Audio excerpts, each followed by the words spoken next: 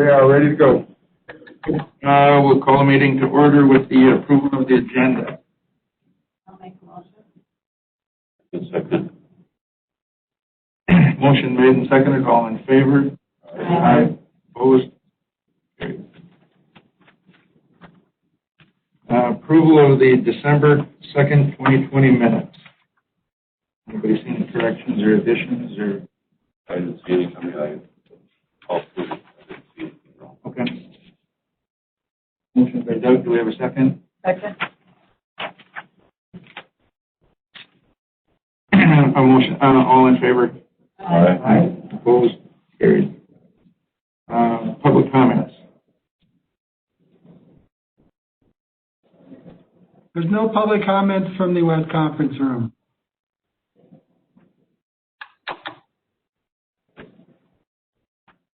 About public comments on the phone.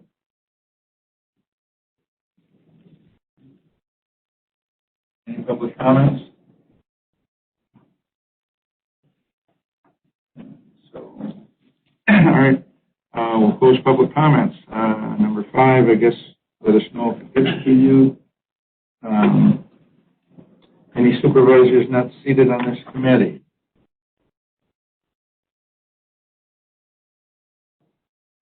All right, on to Parks, Recreations, and Trails. Update on DNR staff work drill.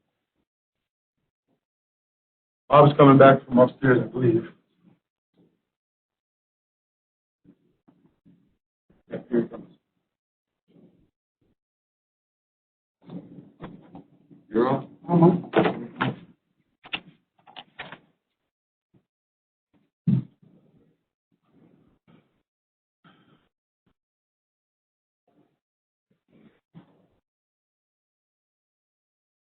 Good morning, everyone.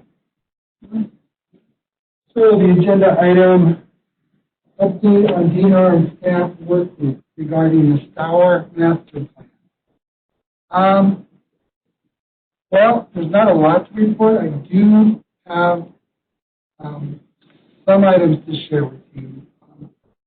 To begin, this work group is comprised of 4 staff people. It's Tim Anderson, Ben Elfeld, Mark Gossman, and myself. It includes 3 DNR staff. Mostly they're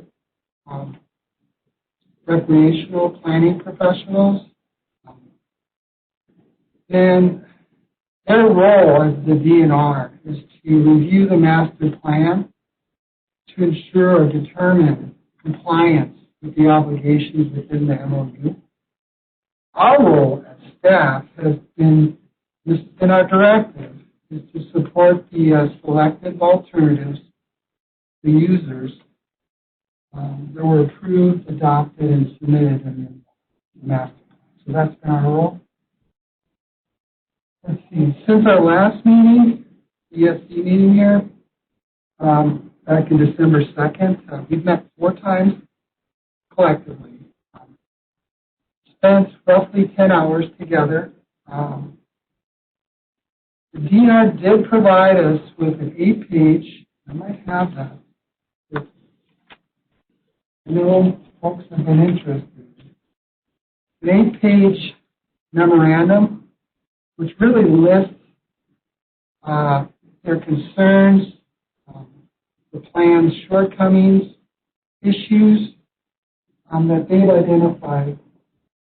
And they relate it to roughly 15 different items in the MOU. So again, you're ensuring compliance with the master plan compared to the MOU. And so this list of about 15 items we have gone through. And I think as staff, we've addressed most of them. In fact, we've been really proactive. We've been trying to stay ahead of the game. In other words, when we get some feedback from the DNR, we respond, we do the data gathering, our analysis, and then resubmit prior to the subsequent meetings. We've been really just ensuring that the process moves forward. A lot of the data and information we're compiling isn't new. It's the product of the public process. And so not really creating anything new. We're just really trying to address the shortcomings and concerns. And what we've learned is to provide more clarity to the DNR to justify and further support the selected users in the master plan. In fact, if you're interested, I know you might not be able to see this. This is roughly 8 or 9 pages of new text that staff has gathered from the public process and incorporated into the master plan. I'm guessing we're adding 4 to 5 more pages of additional text to the master plan so far.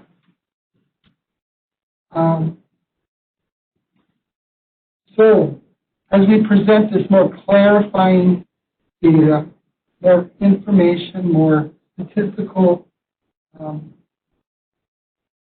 response to the DNR, it's been a challenge.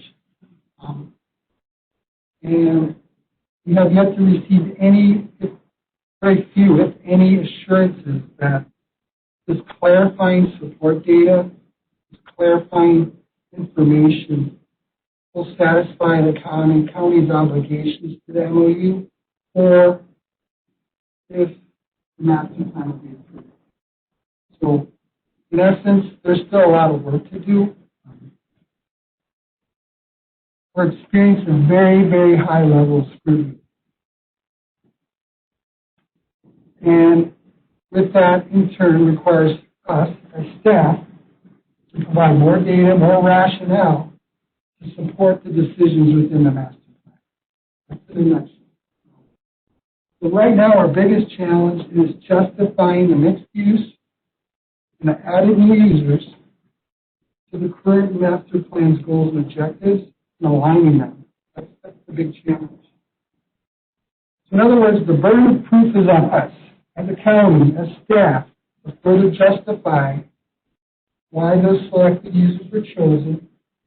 We have to do that in a lot of different creative ways, with more details, more data, more statistics on how and why those selected alternatives were chosen.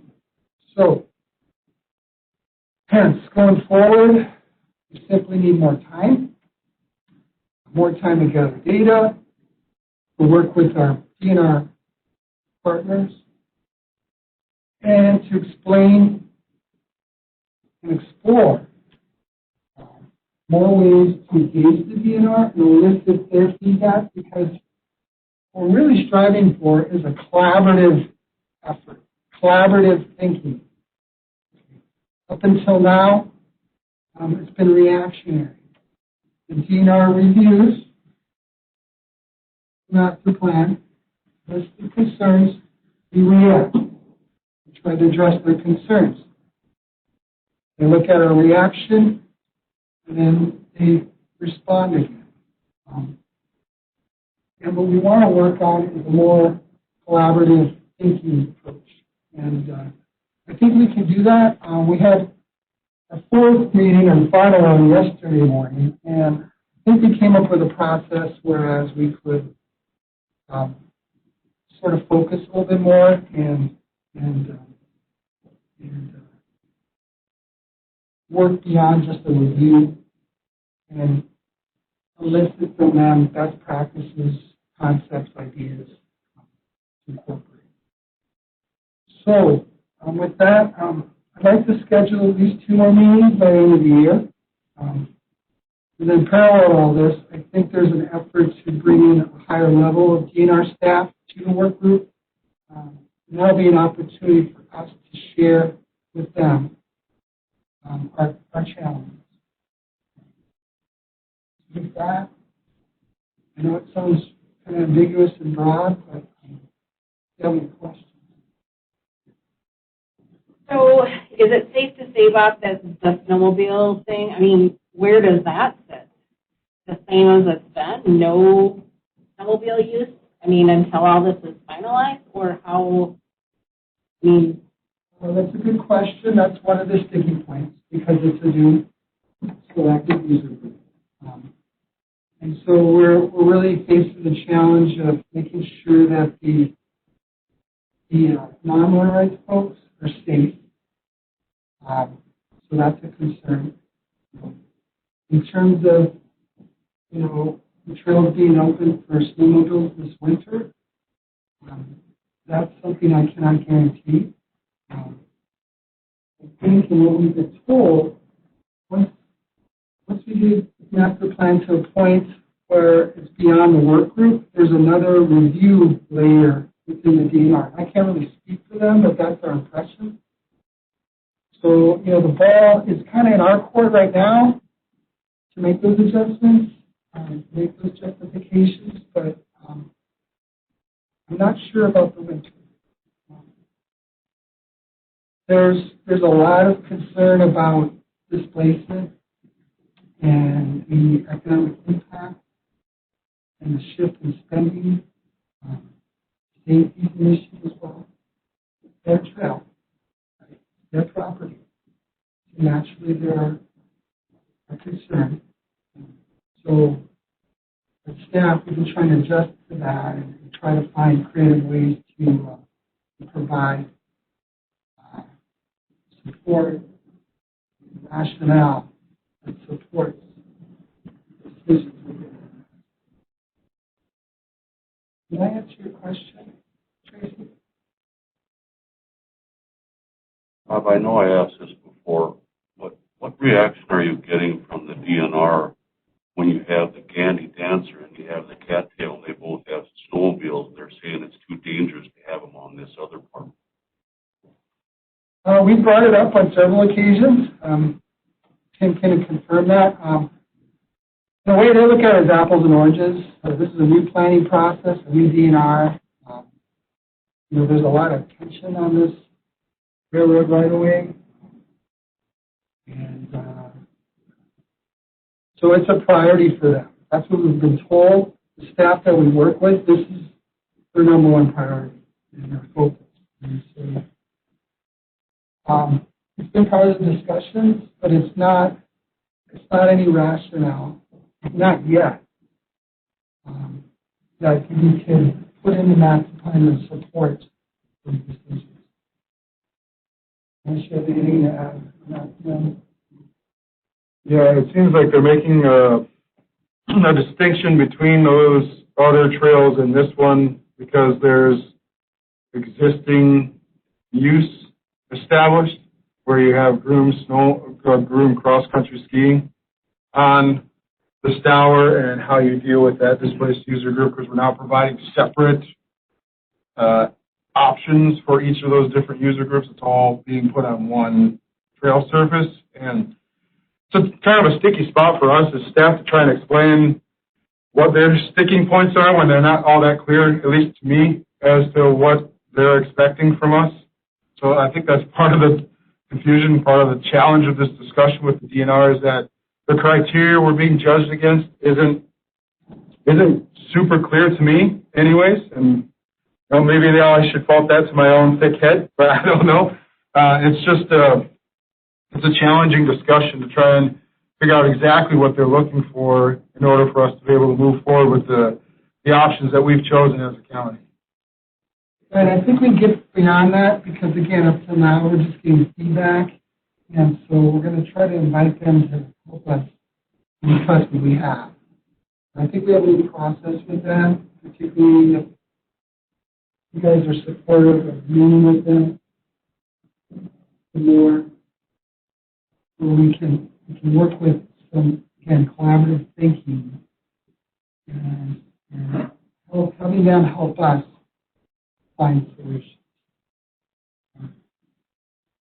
We chose this path because, well, it's the best path. Alternatively, what we could do is rewrite the goals and objectives of the master plan. What does that mean?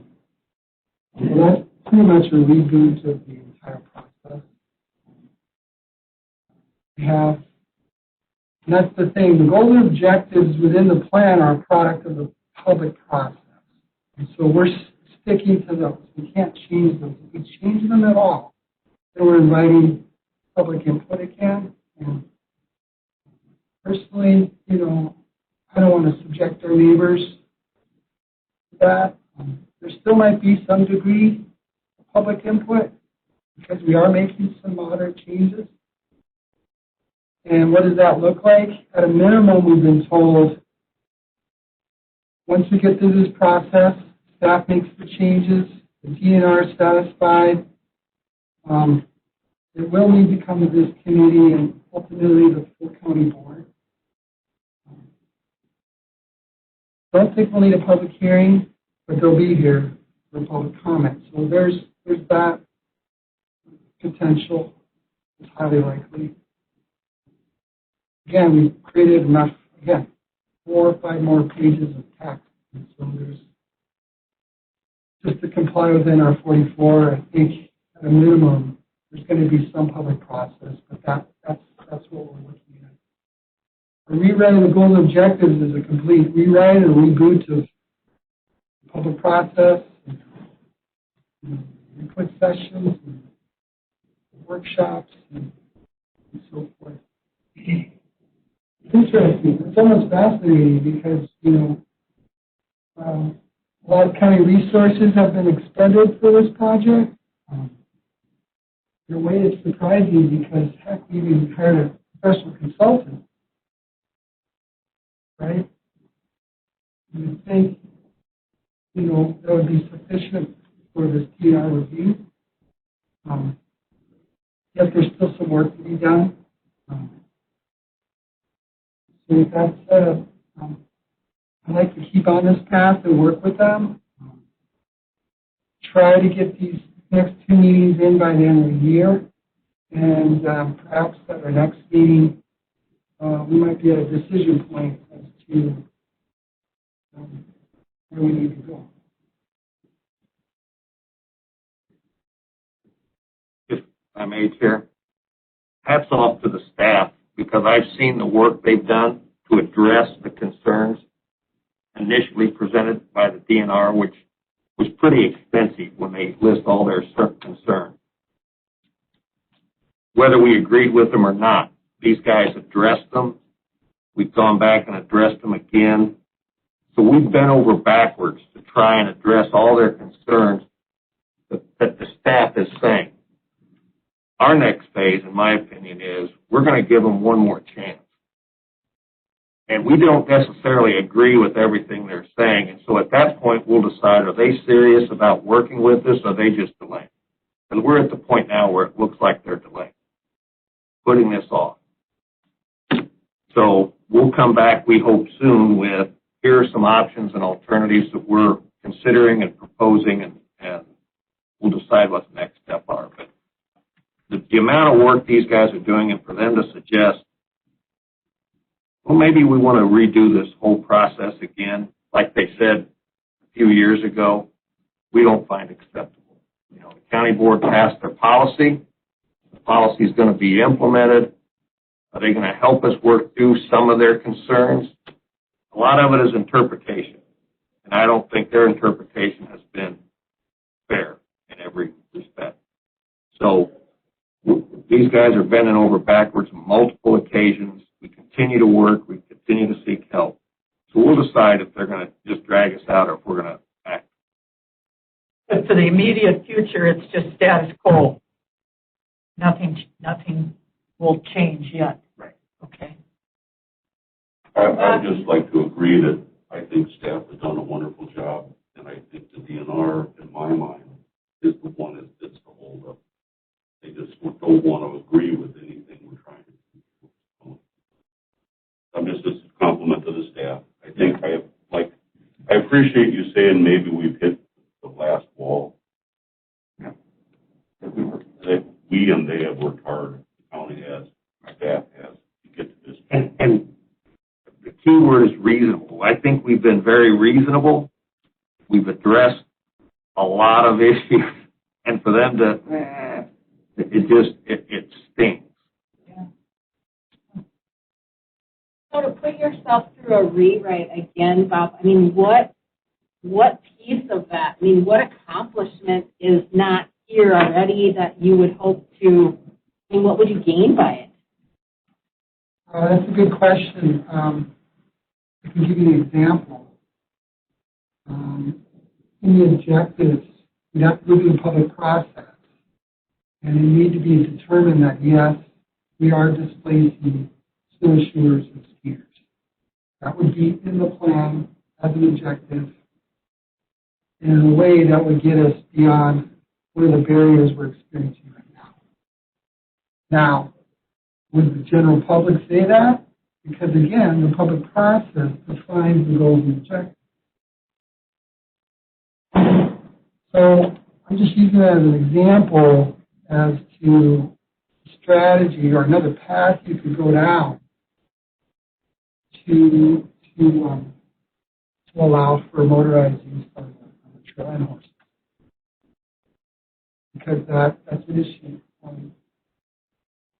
Allowing all the uses on the trail, there's safety concerns and there's displacement concerns, and now they have this concern about shift in spending. We may have to go out and measure the economic impact of each user group. And that's a big ask. It's a big project. And we can do it. We have the methodology to do it. I think we could use some equipment. We get a counter and some cameras, or we have volunteers out there. But you all went through that process this spring, and all the data, all the survey information we collected was scrutinized, wasn't it? So there's that too. But yeah, those are, they ask for, I'll just give you a couple more examples.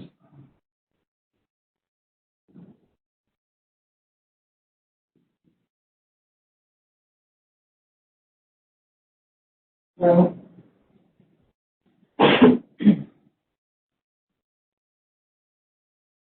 talked about the shift in spending. We don't explain it well enough. We use there's perhaps increased impact, economic impact, or by displacing, again, the silent sport folks, will negatively impact the economy, the local economy. So there's that. There's an issue about, it intersects three municipalities, and one of them does not support these chosen selected alternatives. And so that's a challenge. We have to define rural character enhancements. What does that mean? We're trying to kind of figure out what that means. We need to account for the reduction of the perceived reduction of the non-motorized users. These are just some examples of things we're trying to get through. Believe it or not, since we have such a robust public input process, we have a lot of data. So it's been really helpful to kind of go back, rather than recreate anything, and pull that and bring it into the plan. And that's what we've been doing. Again, if you make any significant changes, that opens the door for NR 44, which requires that public input process. That's something we really, really do not want to expose or invite, for lack of a better descriptor, put our communities through again. Well, it just starts the process all over again. I mean, it's like starting. It's like starting from scratch. You've done absolutely nothing. Is really what it amounts to. So, of those 15 items that you spoke at the start, Bob, how many of them do you think have been sufficiently addressed to the DNR? Say 14, 13. Yeah, I'd say the majority of them, but the ones that are left are the elephants in the room. Yeah. Mm-hmm. Vast majority, 13, 12, 13 of the 15. So I get it. It's the state, it's the DNR, so that they won't. But why won't they just tell us what they want? I mean, I mean, I know why they won't. I'm just asking the question. It's like, if you're the state and here's what you want to see, simply say, here's what you need to do. I mean, I get it. They're kicking the can down the road because they're afraid to make a decision. They don't want to make a decision. It's one of those things, I want all the power, just go and ask me what the answer is, because I don't want to, make sure you ask me, but I'm not going to tell you. But I don't like the DNR either, so. So we're down to really one or two issues. Like always, it's the big issues.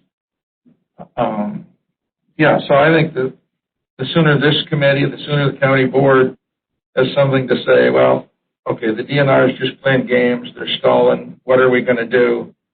Are we going to, at a certain point, we're going to have to call their bluff too, whatever that is, whatever the committee or the county board decides.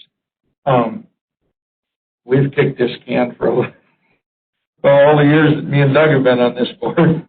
So for 4+ years, this can's been getting kicked down the road at the county level too. So it's time it's put to bed, so to speak. One way or the other. And that's the thing. If we do 2 more meetings, we can support that. We will try again to work on that collaborative thinking. And we have a process where we're just going to individually go over each objective. They're going to show us, at least, hopefully provide some feedback on the gaps. And that'll provide a little more direction and focus on what we need to do. In terms of them providing best practices or concepts or ideas, it's been a challenge.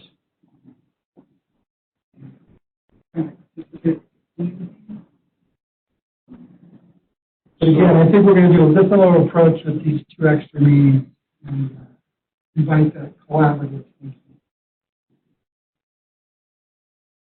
If I could interject, I think what we're trying to do is make sure that the information we've already gathered, that there isn't a different way to explain it that will satisfy them. I think we started down that path, and now we've got a little bit of information, but the way the meetings kind of went, it was a little disjointed that way.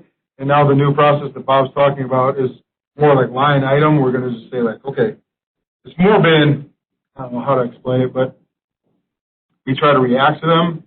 And instead, this time it's going to be, you tell us what the issues are and how you think we should resolve them, because you're the ones that are reviewing this. If you tell us exactly what you're looking for, if you'll ever do that, then we can actually address it. We're not idiots. We know that if you tell us we need something, we can do that. The problem for me, anyways, is that the information comes on the back end. It doesn't come on the front end. I agree with Doug's comment earlier of we've got snowmobiles on the cattail and the Gandy. Where is this big difference coming in from? Snowmobiles on 36 or 38 trails in the state of Wisconsin, in which they allow other activities like snowshoeing and cross-country skiing. So the 44 Street Trails, 36 are multi-use.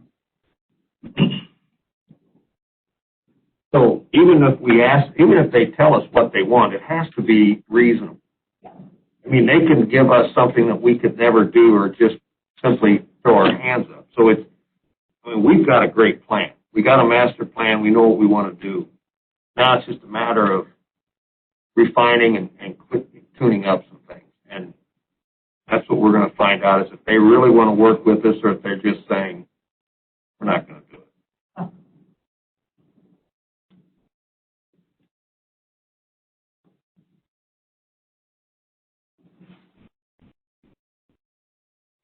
So, any other more questions for Bob on this issue?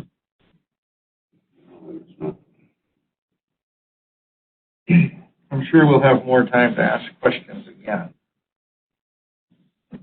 We'll be on the next agenda. Good luck. Yeah.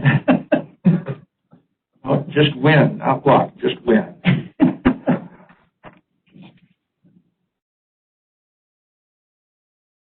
So that was it, Bob? Okay. Right here. Yep. Wildlife damage.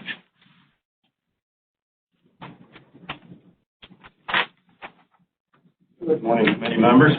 Just as a reminder, Mr. Chairman, I work for the USDA. We don't like them either. I administer this program on behalf of DNR, so there is that. You might want to just start running now. I have to get 3 numbers today. He's the elephant in the room, just so you know that. Everyone have a copy of the price sheet that I submitted? Yes. Okay. Well, I spent all of October and a little bit of November attempting to measure yield and accurately estimate loss. So now that I have that, we have to approve and assign a price to those yield losses. We do this every year roughly at this time frame. We only need 3 numbers, but they're usually the hardest ones. Regular old number 2 corn, soybeans, and a forage of the quality that's presented there. And that is just as a side note, that is a maybe. We are going to approve a price in case I need that. The loss is not yet verified because that is a stored feed that is yet to be opened. I hope to verify that before we do claims. So there may or may not be a loss in that area is what I'm trying to say. That makes sense. So we can just start at the top if you want. I would like to add one thing here, and I guess I summed it up in the first couple sentences. I think, well, what I did is give you the same starting point for prices that I've done the last 5 years. Okay, 3 different for corn, 2 different for soybeans. Those numbers may not, in my opinion, accurately reflect the number we should set today. And just before I left, I happened to check what corn was just down the road in Elmina yesterday, and it was $3.63.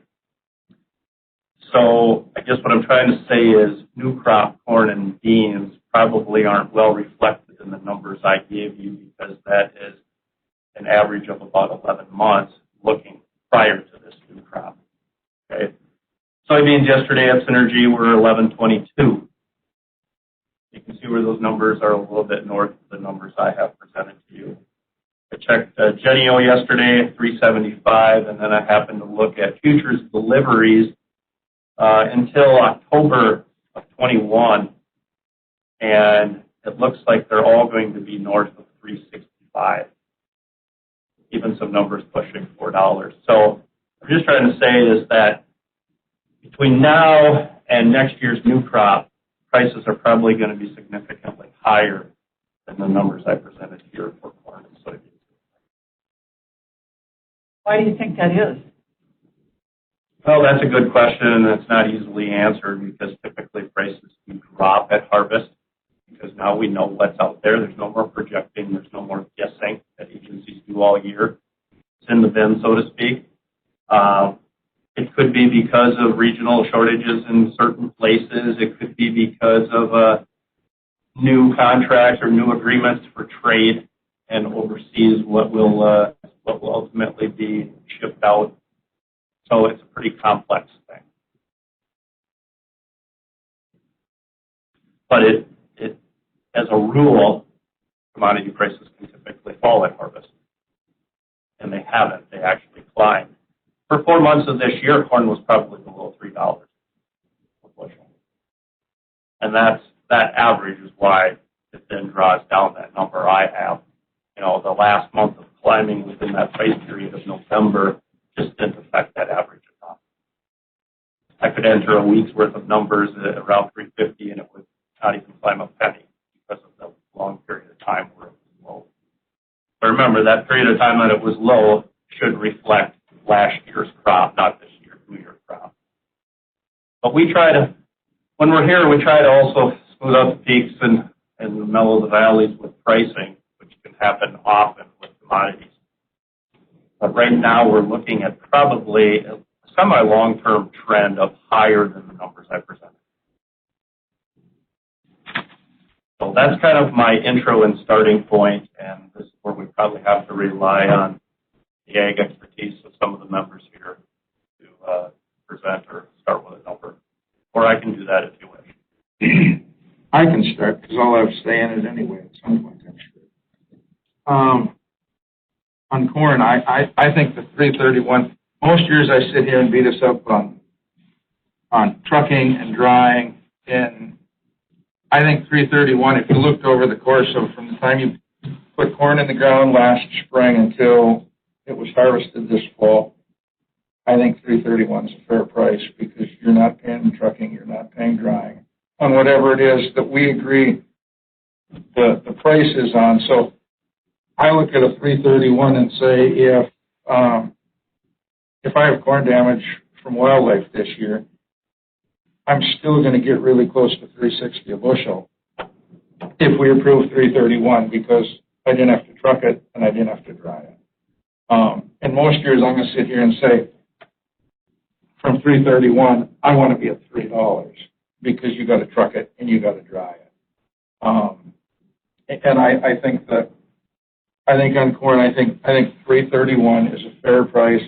If you sold any corn over the course of last spring, last summer, you probably sold it to wherever you sold it for less than 331, and then you had to dry it and get it there yet.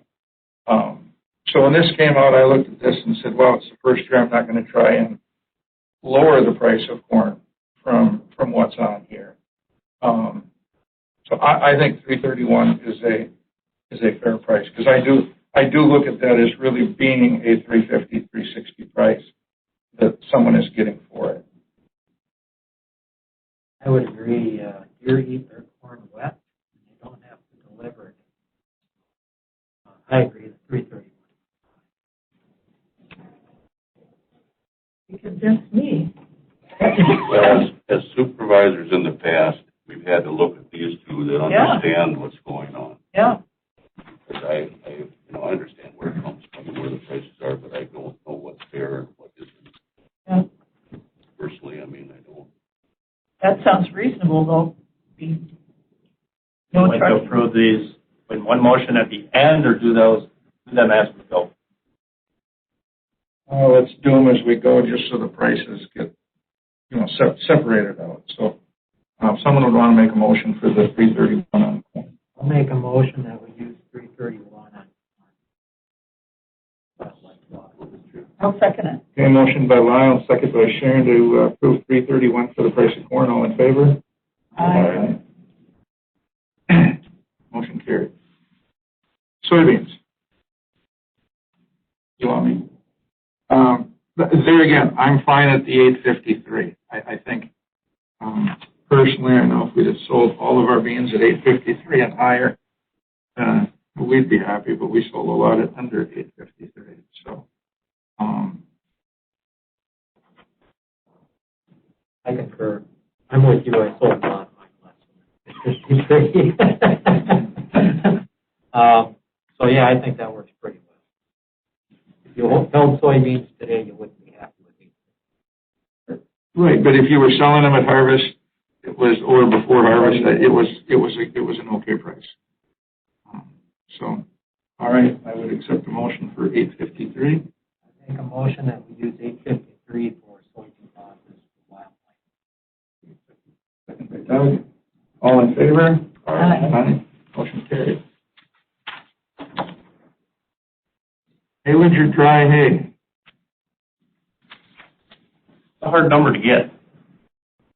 A lot of regional difference this year. So I would say I asked somebody, I'll just say in the business,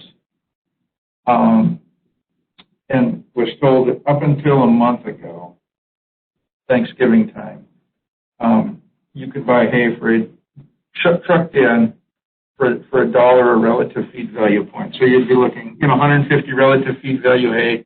You could get it dropped in your yard for $150 a ton. And it hasn't necessarily been the price of hay that's made the price go up in the last month. It's the price of trucking that's made it go up. But maybe I look at all of this wrong. I look at what it would have cost me to replace it when I was growing it. And I think somewhere in that 135 to 150 is a fair price because I maybe had the loss last summer. Just a reminder here, though, this is not field loss. This is already stored, put up feed. So You're talking the same thing. okay, I maybe misheard. Well, so this isn't the deer went out and ate the 10-acre hayfield to the ground. This is I put it in the bag. It was harvested and bagged.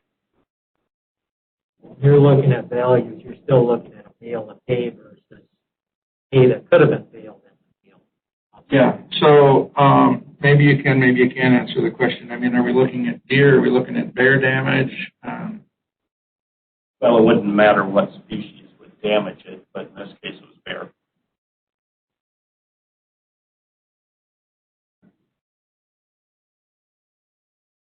I'll just say is if I've got it in the yard, I can I had electric fence around my bag of corn silage to keep the Holsteins out of it, not necessarily the deer and the bear, but once I have harvested a crop, I think then I need to figure out a way to protect it too. So I'm still going to stick with that. I think it's worth. I think it's still worth 140, 150 realistically. $1 a point, however you want to. However you want to look at somewhere between 125 and 150, but I think that's what it's worth because up until a month ago, you could have replaced it for that. And there again, that's long term. That's not necessarily today, but a month ago they could have replaced it for that $1 a point. And I'm going to think that, seeing as though what month we're in, that the damage was done more than a month ago, probably. So that's just whatever. It may be a claim, it may not. It's probably not going to be a lot, no matter what. I just think that, that when that's what the value was up until a month ago, that's kind of what the value should be. I think a motion that we use $150 a ton for trying to be.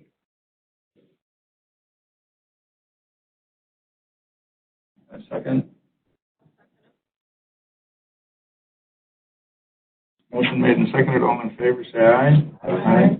Opposed, the same. Carried. Those are three numbers, so thank you for that. The other document I included was simply a summary of enrollments through this year. Gives you a little idea of how many claims will be coming probably in February. Any other questions? I do. When you sent that summary out, there was a couple on them that didn't look like, that had gotten shooting permits, but from what I could tell, didn't necessarily look like they were getting paid.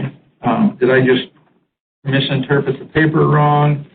No, that can be the case for some, especially if it's an Act 82 permit for deer.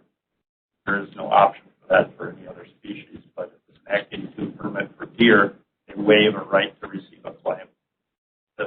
To then waive the right to allow deer access. That's public on their land. Make sense? I didn't get that document, but if you could just, because I need to learn more about this. I have one here. Okay, thank you. Yeah, I don't think I got that one.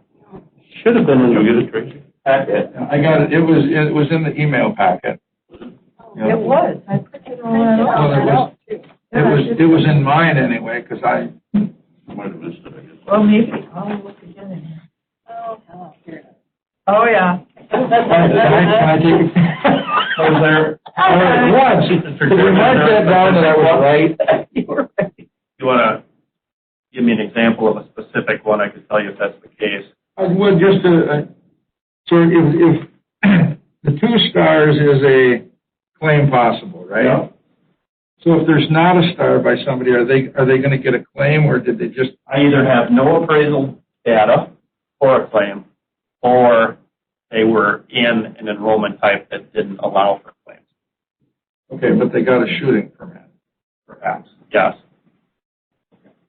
Yeah, and in some cases they may not have gotten a shooting permit, maybe some other type of abatement.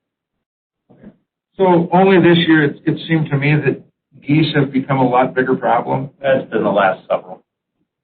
The last three for sure. High water, ag fields in the wetland interface contacting each other. A lot of that, I think, contributed. So how often, because like the geese here, it doesn't seem like there was, if any, a shooting permits. Are they never issued for geese, or? Yes, there should have been a permit for Mr. Cotter. Oh, yeah, yeah. It depends on whether I think that tool will help. So is it still active? It's the only one that helps. Well, they shot one goose, so in effect, did that help just by having it? It didn't help to remove a pile of birds. Right. So just the practice of having it and lethally reinforcing the non-lethal harassment, did that do it? In some cases, yes. I look at the whole situation on whether it's a tool that'll work, and quite honestly, this year, I look at the timeline of how quickly will that permit end up in their hands. I have to go through another agency to get that issued. Right. Sometimes by the time you get me the permit, the problem has already disappeared. And that agency was difficult to reach because the offices were closed. So. Okay.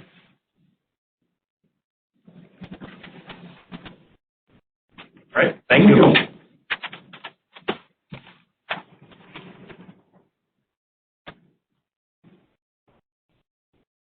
Bob, you're back up.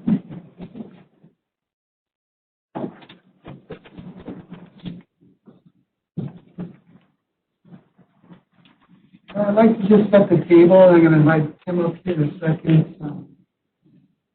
Yesterday, the latest version of the joint development agreement came. We emailed it to you, and I believe Carol's got copies in front of you as well.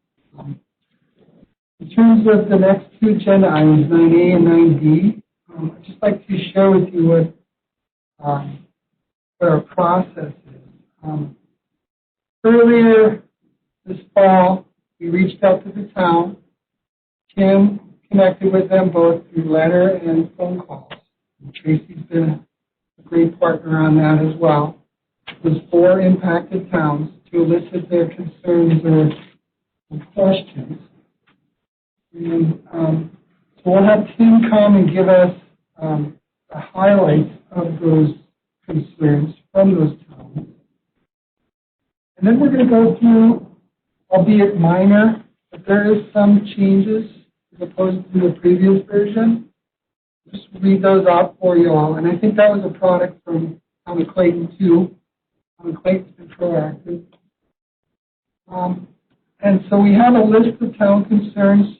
We thought we'd like to take this opportunity and brainstorm or elicit your concerns as well, because I believe the county will be an intervener when the PSC has their public comment or input process later this next summer. So this will be an opportunity to provide your concerns, and it's great to see Malia here there. She can provide her review as well. And we thought we'd collect all that data, including with the towns, and get it to Apple River Solar or National Grid, and just for them to prepare, and then invite them back January or February so they can respond to those concerns and perhaps work towards finalizing the JDA. And with that process, if they do come back, and they sound like they are willing to come back and speak, we'll also do an open invitation to those more impacted towns so they can come to this meeting as well. So that's going to be an open invitation. Thereafter, we'll have enough discussion to, again, create a final version of that, and then hopefully work through this committee for an approval, and then ultimately count on board. I do know the timeline for this JDA to be signed is May 2021. So there's a timeline there. So with that said, let's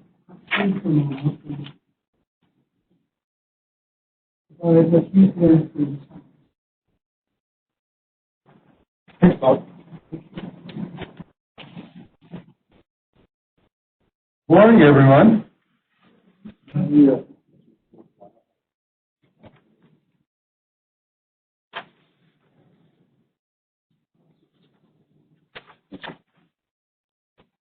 Got a copy for you here. Well, too. Just to make sure everybody had it, I had copies of the new JDA with the highlighted text that was changed.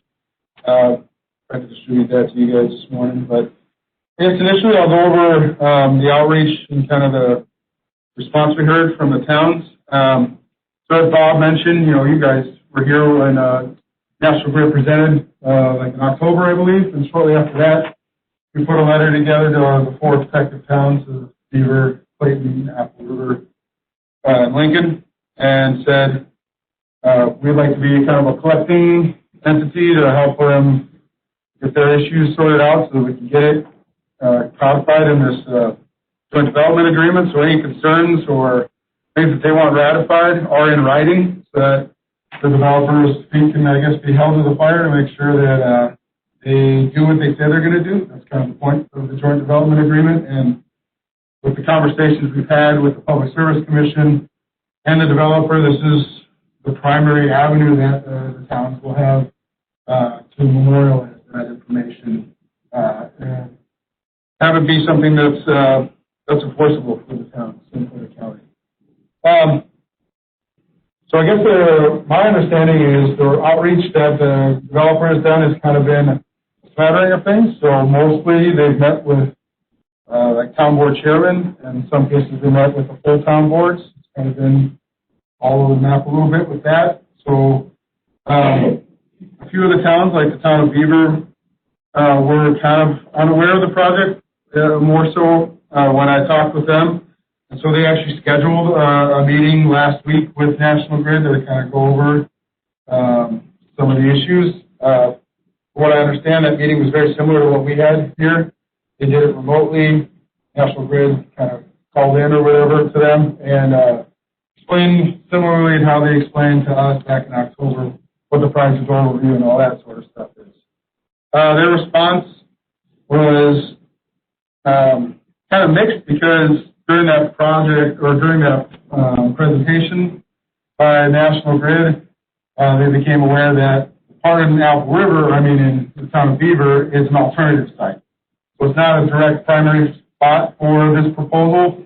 It's basically if on-site evaluation for this environmental assessment that will come up showcases that like the soils are too wet or there are some other limitations where a certain part of the project in the other 3 towns can't be completed on the ground there, that this is an overflow area to say, we still have that same capacity, can't meet it here, so it would go to the town. Kind of alternative site. So after that was known, this is all communication I've had with some supervisors at the town of Beaver. They kind of said, well, it doesn't really apply to us, so they didn't really have a whole other discussion after that. The only thing they really talked about was the fact that where the project could be located, the property that the project would be on is like the only thing at the end of this road. It's the only thing that this road services. So there was some discussion about a process for road abandonment as part of the project. And that's something that they might want to have sorted out or put in the joint development agreement that they would abandon the road at the town and it would be the project that Apple River Soul's responsibility. That's what I understand. Tracy, feel free to, if you have any anecdotal stuff or things that you've talked with the other clerks about. I played a lot of phone tag with the different clerks to try and get some response here. So if you have other things that have come or information that I'm not aware of, please feel free to chime in.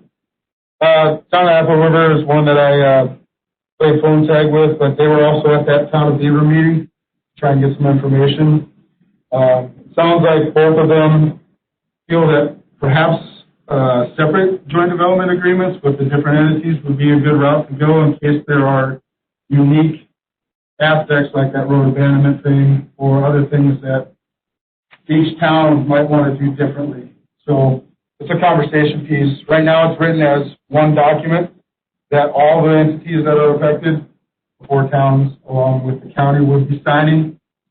The possibility of doing separate ones to get something unique in writing is there. It's a discussion point for us and for the towns to look at. I don't know that I want to speak about the town of Clayton. Maybe you want to talk about it, Tracy.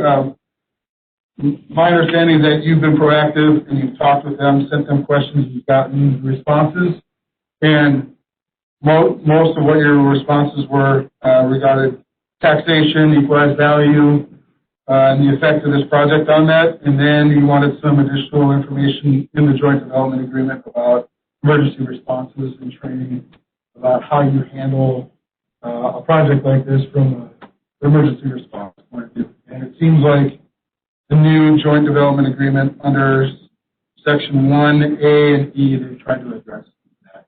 I see it's different. It's quite a bit longer than what it was initially. Right. I mean, they have 3 lines versus now there's, a whole gamut of explanations. So, and there wasn't an E on here before, and now it was added with a, lengthy paragraph. So Sure.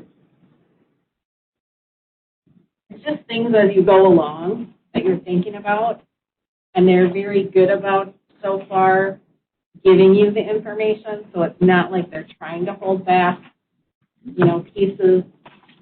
So, kind of shooting for it as we think of something, basically. Mm-hmm.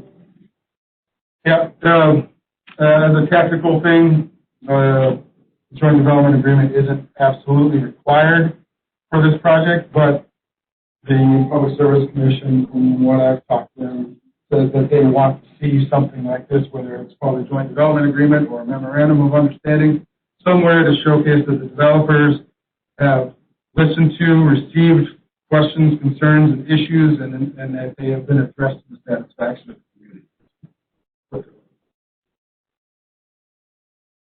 Okay.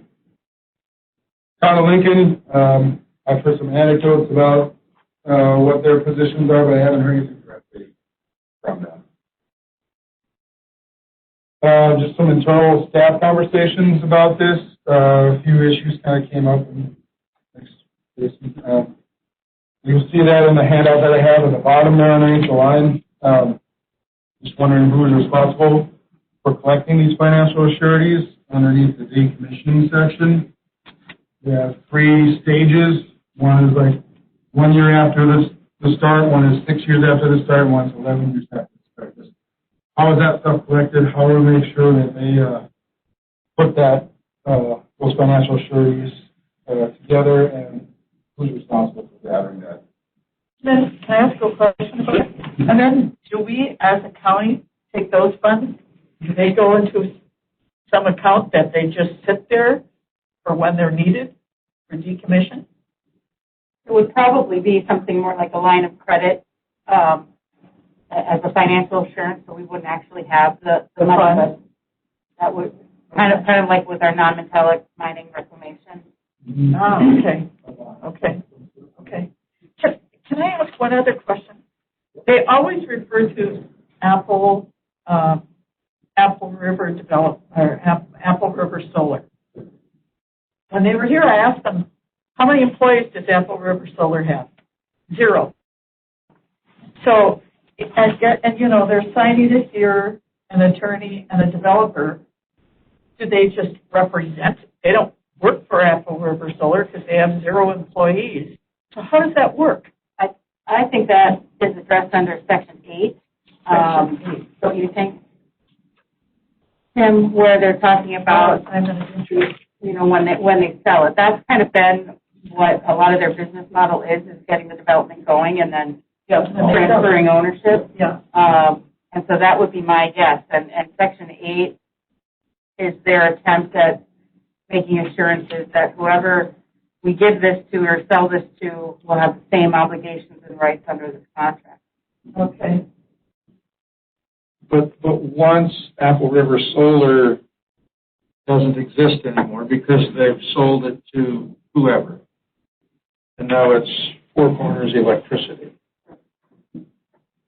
are they under any obligations that Apple River Solar has signed? Because Apple River Solar ceases to exist, and I mean, I'll just say, I look at Apple River Solar and say it's a shell company.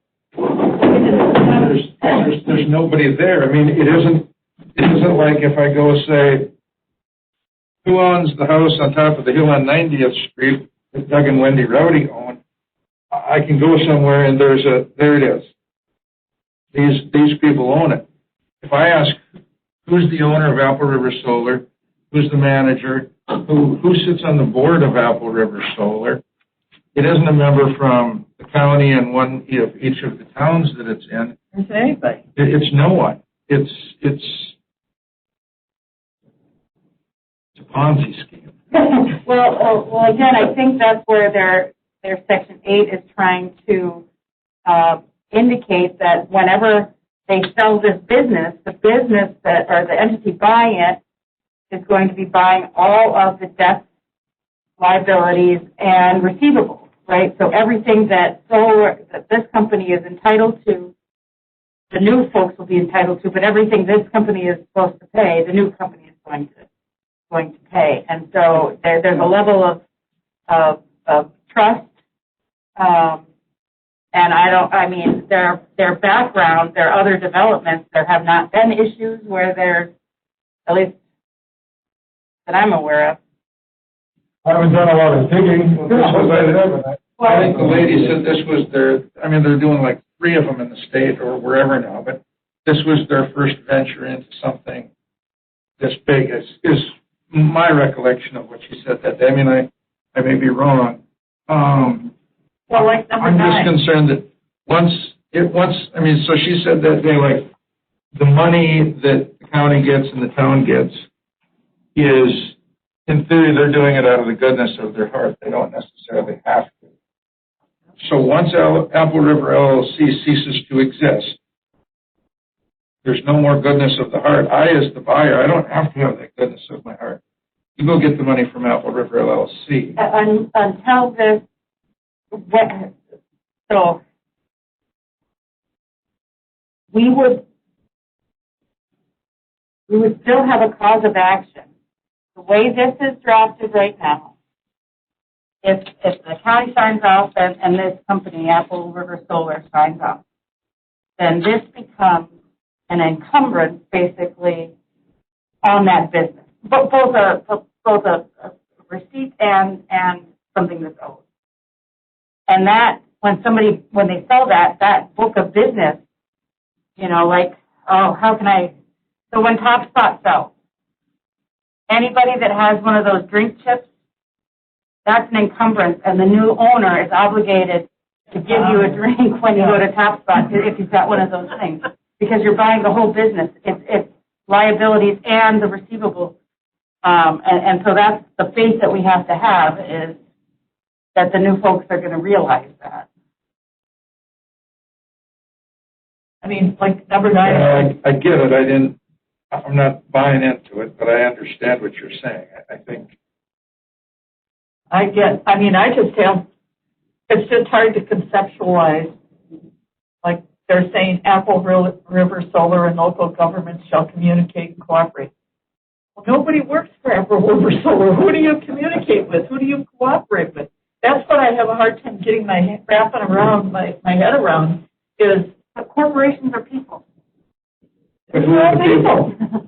There's no people that work for Apple River Solar. Right. So if Apple River Solar signs There's off no on something, employees, but there's got to be a board. There has to be. I asked that. Nobody works for Apple River Solar, she told me. She told us that, Right. didn't she? But you can be on the board but not work for them. You're an owner. You're a. I don't know.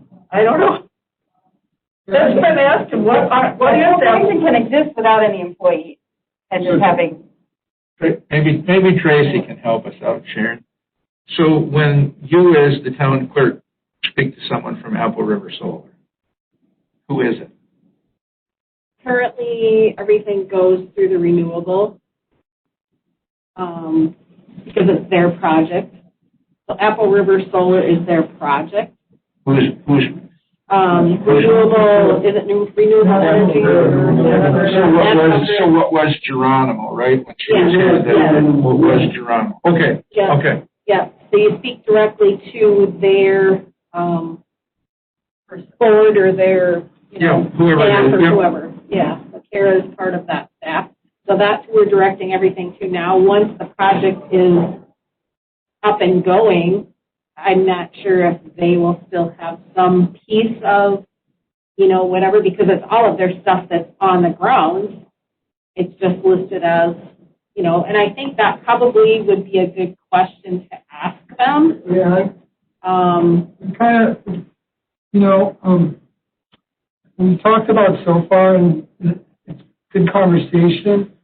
Looks like we have some questions about National Grid Renewables business model, right? And then who or what is the owner of Apple River LLC? Do they have a board? Right, so you're looking at the organizational structure, you'd like some more clarity there. And then Brad had some questions about, in the event it gets sold, and we think that's likely, will the new owner be liable for this JDA? And for example, the shared utility payments? And will it be the responsibility of the new owner to adhere to those payments? I see you change names out of a company that's not really owned by anything. And Apple River LLC is no longer, they're done. They're off the books. They no longer exist.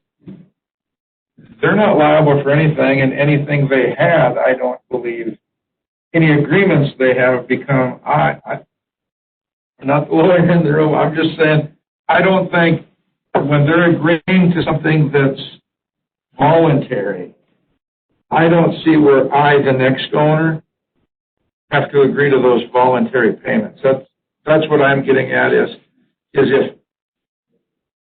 if I'm giving Vince something voluntarily and it changes to Lyle, I don't see that it's a different agreement. Well, it's a completely different. To go through, I'm sorry to cut you off, but it might be helpful to go through some of the changes. And we do know that the shared utility payments are payment in lieu. So, and Jason just mentioned to me in his conversations that the PSC does require that payment in lieu of taxes. So this JDA can serve as a vehicle that memorializes those payments. Payment in lieu of taxes? Correct. So our first conversations that we had, and that with the developers, and Geronimo at that time, National Grid now, and that we were talking about tax codes, and that they were a little bit misleading because they said that they would be basically assessed as commercial property. But if you read that JDA, from my understanding with the PSC, is that this would be exempt, similar to like a substation or a utility. So that's why they're doing the shared utility payments and that to the county, and that instead of tax. Right now, it's mostly ag land. Yeah. Which, I mean, tax base wise, and then the shared utility payments would be much higher than what the ag land. Exactly, because that was the first thing when I questioned her on these, when Bill and I were going through this. So, again, land is lower than what your other properties are. And just picking out, and she did send me I kind of shared it with Tim too, she did send me where we fall in the whole, our properties that are included, and what the land is, the tax for those land, 3 pieces of land is. So we added that up over the annual portion piece of it and the pieces up to 20 to 25 years. We're better off doing this piece than collecting what we're collecting normally. So we're like, I think we'll just shut up. We won't question that piece anymore because, it's substantial. So, Ag land, the assessed value of the ag land, and taxes on that. Much lower than the shared utility payments. of the county. exactly. Yep. Even if it was wooded land, and that's the shared utility payments would still be higher. Right. So would the state then require, even in the change of ownership, and whatever the new name becomes, would they still require that of the new company? So maybe that's a question for Malia too. So would, in a changeover, so if they sold, would they not, prior to a sale, have to come back to the entities involved in the county and say, No. we're in the process of a sale, we're going to We rename? changed the language. You have no say. They don't even have to tell you they're going to sell. Right now, It says it right in it there. says that they will have the ability to sell, assign, lease to any non-party without notice to the local government. So that's what it says presently. Maybe we can go back and ask them if they are willing to change that to, providing notice. Right. And Can you help us say that again? That's number 8 on page 5, wasn't it, Malia? yeah, Okay. Can you say that again, Malia? what we want or what it says. It's a concern. The concern is that under Section 8, they explicitly say that they have no obligation to give any of the local governments notice or any kind of heads up that they're going to sell, assign, or lease any part of the project. That gets them in parentheses, so without consent from local governments required.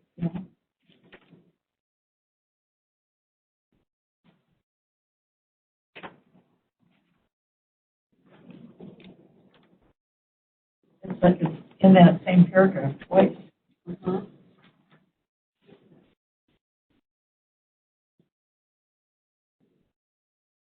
Back to the surety bonds, too, there was some question is who, maybe we should let Tim finish the miscellaneous items, but the surety Remember where bonds, you were, Jim? I think so. That's not all. Sharon had asked, well, who's the holder? Is it the PSC? And who ensures those sureties are being made or in place? Is it the county? Is it the towns? Is it the PSC? Do we know that? No. Is that kind of your question? Was that what you were asking? I'm sure. Sharon, for yours. Well, no, not really my question, but Well, that I have a was, lot of them coming. Just as a committee, should we let Tim finish his presentation and ask questions when he's done, just so that he's done? It's great to see you guys engaged, I'm going to use a phrase of Chairman O'Connell. I got mine marked up so much. Is it an orange? If it's Just not an in orange, it fact. doesn't count. But, is the committee okay with that, just letting Tim finish and then? Yeah. If something really hits you, throw your hand up and we'll interrupt you in 30 seconds. How are you handling letting him use your board?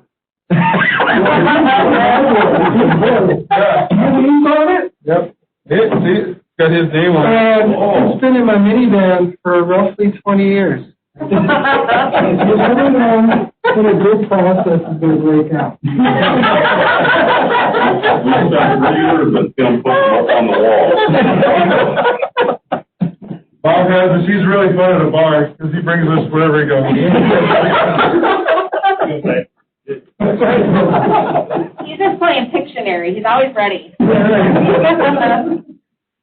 All right, there really isn't a whole lot left to go over here. Like I was mentioning, who's responsible for collecting the financial sureties for those things outlined in the decommissioning plan at year 1, 6, and 11. And then, like Jason kind of pointed out yesterday when we were talking about this, this is a document that's meant to make sure that they are living up to what they say they're going to live up to, and then we're asking, so how in that document are you going to say you're going to live up to what you're saying you're going to live up to. So what's the enforcement, or if there's a penalty or anything like that if they don't live up to these criteria? Where's that? What holds their feet to the fire? Talks about, we have 60 days for the developer to correct any disputes and then 15 days for the municipalities to respond. But again, there's no penalties per se if the developer doesn't resolve those issues. A mediator would be required, but it says that the cost of the mediator would be split. Kind of wondering why that would be if the issue is they're not meeting their obligations of the GDA.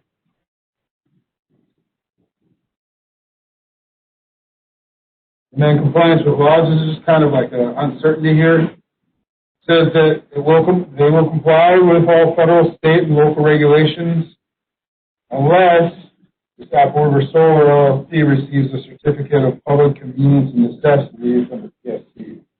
I wonder what that really is and how does it affect the enforcement of local regulations.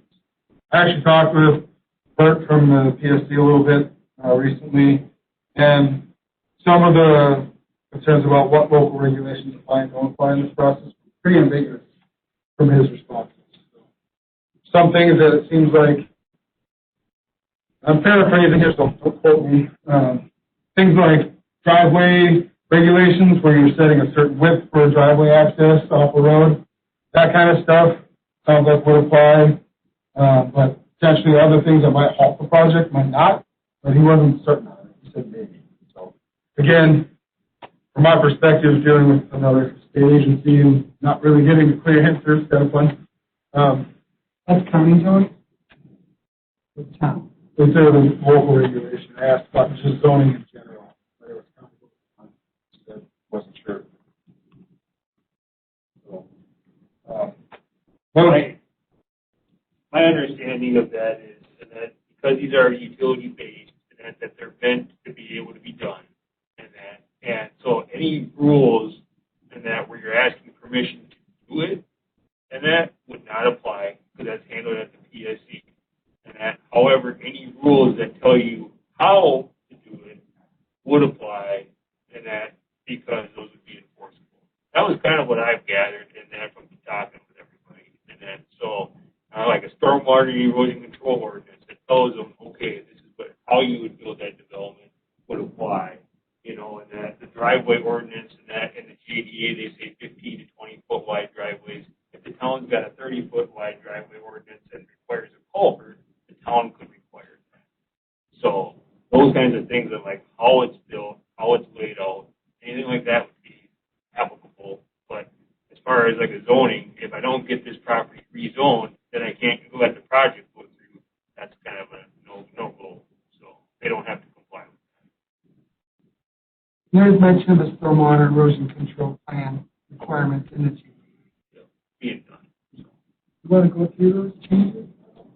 Yeah, I mean, they're simple. So in the GDA, I can just go over those real quickly since I got to finish this issues and concerns list. Page 2, the ones I handed out in red anyways, 1A there. You want me to read them? I can. What I understand is this is a response to the questions and concerns brought up by the town of Clayton regarding emergency responses. So at least 60 days prior to the start of construction, Apple River Solar will hold an on-site meeting inviting local emergency responders to discuss the construction site specific emergency action plan, emergency response information, such as meeting points and locations of emergency equipment and construction plans. During the course of construction, at least one emergency drill will be scheduled at which local emergency responders will be invited to participate.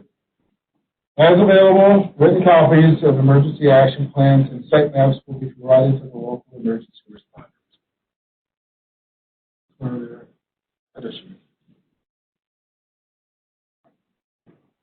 1E was also an addition from the initial draft of this JDA.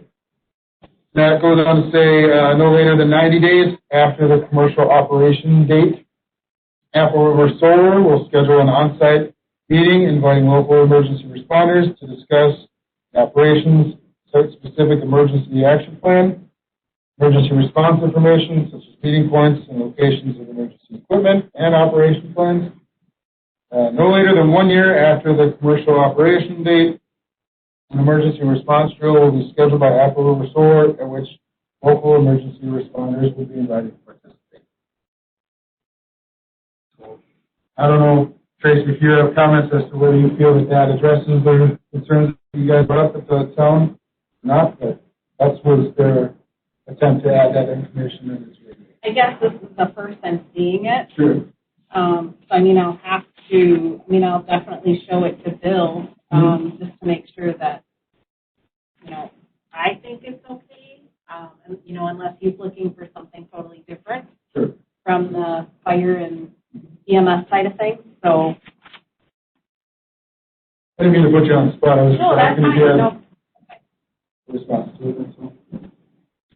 Let's see, on the bottom of page 3, under number 4, utility shared revenue payments, they actually inserted some figures here. First being that the parties will estimate that the project will generate annually over its useful life up to $400,000 in utility shared revenue payments. That was just a bunch of X's before. And then following on page 4 at the top, they divvied up the utility shared revenue as follows: up to $27,333.39 annually for Clayton. 2, up to $0 annually for Beaver. I think that's because it's an alternative site. Number 3, up to $81,000.16 for the town of Apple River, and up to $58,332.45 for the town of Lincoln, and then finally up to $233,332 annually for the town. Do we know how they calculate those amounts? I don't know. That's just it's a question because it's up to, so it'd be nice to know how they calculate those amounts. She did put it on that paper that I sent you. Yeah. Based on sales. I don't know why they chose that amount. Yeah, I don't know. It's all abbreviated. It was in a long thing like this, and on each, there's like five or six blocks, and in each top of the block, she had abbreviated. Anyone's guess what those abbreviations were. Yeah. But she did spell it out how they, arrived at the number they did for the town of Clayton. Again, didn't ask questions because I was like, couldn't understand it anyways. I can add to Bob presented a couple of meetings back about the one that was down there, or the solar farm that was being proposed down in Pierce County, and they had the amount of shared utility payments in that project. I think that was only like a 75 megawatt facility though. But when we compared, those payments to these, and that they were pretty good. And it's proportional at least for the size of the facility it is. So there's got to be some formula that's generally used. From my understanding with talking with Bert from the public, the PSE, is that those payments are kind of locked in now because they filed the application and that with the PSE. So there's not a lot of, wiggle room on those from what I understand right now. So.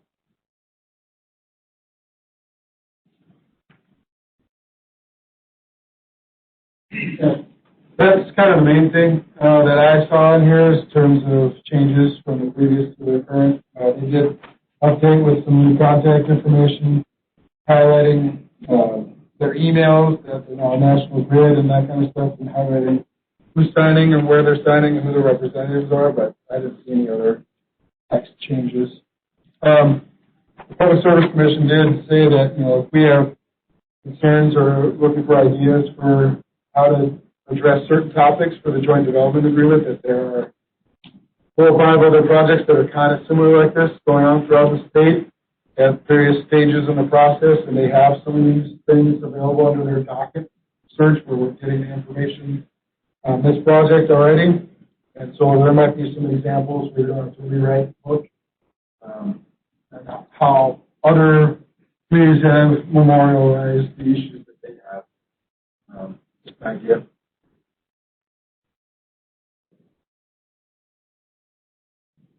You done, Tim?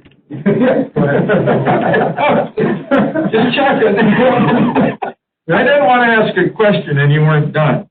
Yep, I'll be done. So what happens if on year 3, Apple River Solar or whoever has purchased it is now belly up? Who pays for the cleanup? Because they've only given somebody 10%. So realistically, anywhere up to year 11, if it goes under, by whoever owns it, only 50%, because up until year 11, only 50% of the decommissioning costs are going to be paid. So who pays the decommissioning cost if it's decommissioned before year 11?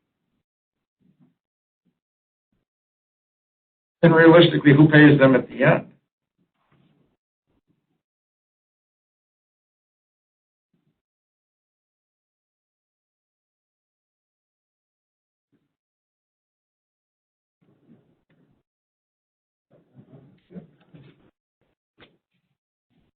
Go ahead, Tracy. So is it wrong to ask them up front if they've ever had a project like go the opposite direction and not fulfill their term? I mean, is it wrong to ask them that? Well, that's what we're doing. We're collecting all this input to provide it to them. Okay, and then we're going to invite them back to respond and include the towns as well. And so we can continue working on the JDA and eventually, bring it to a decision. So, And I guess I'm just kind of curious to know now that we're talking about this, have they ever had a project that has failed? I mean, have they never, they're saying this is a 20, 25-year project. I mean, have they ever had a project that has not ever made it to that maturity level? I mean, I don't think they have. I think they're too new. Yeah, and I think they're now stepping into a bigger footprint. I mean, I believe this is the Apple River and another 2 or 3, whatever it was that lady said that day. I mean, I think this is as big as they've ever went. So, maybe it's a company that in the past has made, maybe they have a good record of making a project a fourth of this size work, but if they have nothing to say that they've made one this size work, and realistically with solar, no matter who it is, it's all going to be new enough that nobody's going to be out there with a 25-year project that's probably past 6 or 7 years or 10 at the most, probably. Just because of the newness of all of it. This goes back to your question. Right now, I'm sitting here, I can't find the paragraph, but I was reading the paragraph that you were talking about on this surety, and the percentages. Didn't they seem backwards? You should pay the largest portion up front, and then the last. Well, because at year 1, they're going to pay 10% of the decommissioning fee. Yeah. At 5, they're going to be up to 50% of the decommissioning fee.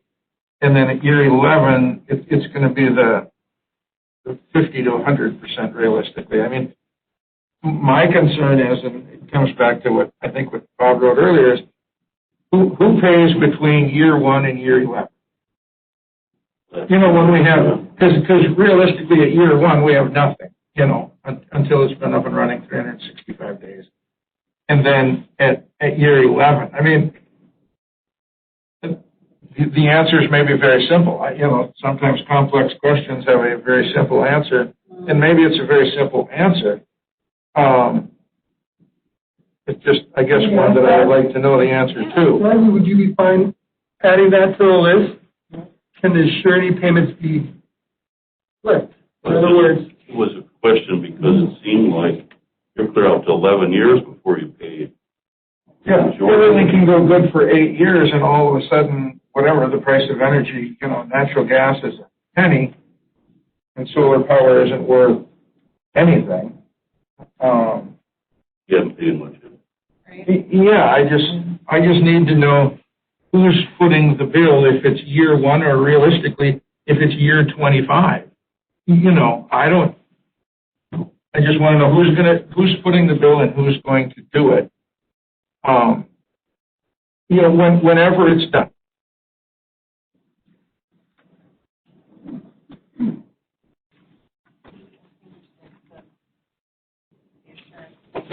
So,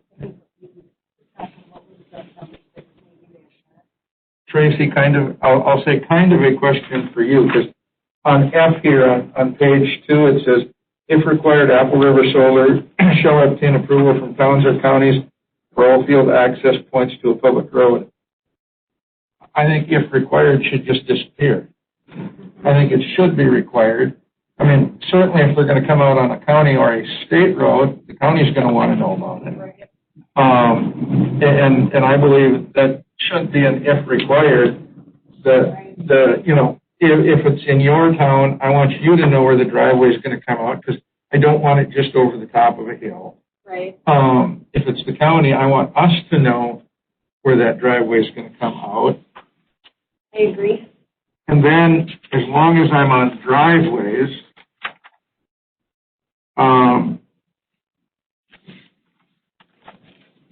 I'm in my old draft, because that's what I had all marked up. But under projects, use of roads and road repair obligations, and I don't know what Clayton has, but that's where I think getting rid of the if required. I mean, in Clam Falls, we want a 30-foot culvert.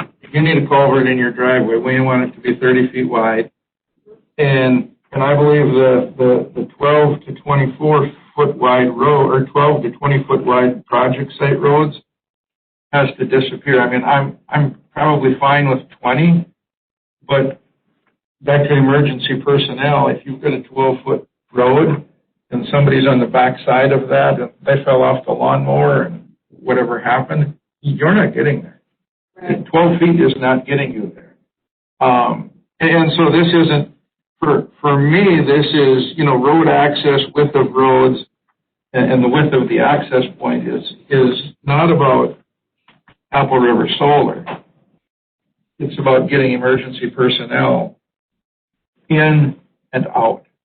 So it isn't about what the solar company wants to do. It's about, okay, if the ambulance, the fire truck has to get there for whatever reason, I need them to get there. I mean, sitting on both of those types of boards, I can tell you how many times I hear that we can't get down this, driveway to a lake home somewhere because, it's all growing in. It's too narrow. I mean, I believe the roads need to be a minimum of 20 feet wide, just for those purposes, not for Apple River's purposes, but for emergency personnel services to get there if they have to. Now, if they have 2 or 3 employees, is it a big issue? Probably not. But if you're the guy that flipped the lawnmower over and broke your leg, it's a big issue.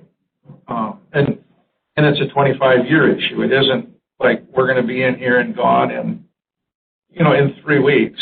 So I think the roads need to be wider, and I think that's why they need to be required to get that permit from the towns, from the county, as they put them field roads in. The same with page 3, number B, talking about that the parties shall work cooperatively to maintain public road infrastructure frequently used. What does that really mean? Does it mean if they do damage to roads, it's going to be split between the town or the county and them, or I don't know what they mean. Where were you at, Sharon? Page 3, number B. Oh, okay. I just wasn't sure what that meant. I mean, it could just be nothing, but.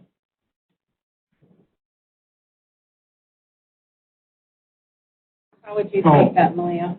So would, Or cooperatively, I mean, that's pretty generic. Yeah. But we don't really have any, I mean, we can ask them to say that if you are damaging our road, then you need to fix it. Most of these roads are town roads. Yeah. And if you look at their liability release, they have a mutual liability where we're saying we're going to indemnify them for stuff the county does pursuant to this agreement, and they're going to indemnify us for stuff they do, unless, we were somehow negligent even though it was what they did. So under that clause, arguably, if it was county property or town property, the town or the county could try to invoke that and say you need to pay because it was your behavior that damaged the property. so then the town could say, even if it's on a dead-end road somewhere, make sure you park all your equipment and materials off of the road right of way during construction, right? I wouldn't want to speak for the town, but I would argue that yes, as long as they're not limiting the ability to complete the project, they can make those requirements. They just can't put anything in place that would be so financially burdensome that it would impede actually completing the project. Right. But saying park the 4 semis on the field instead of on the edge of the road isn't keeping them from completing the project because they got to get in the field at some point.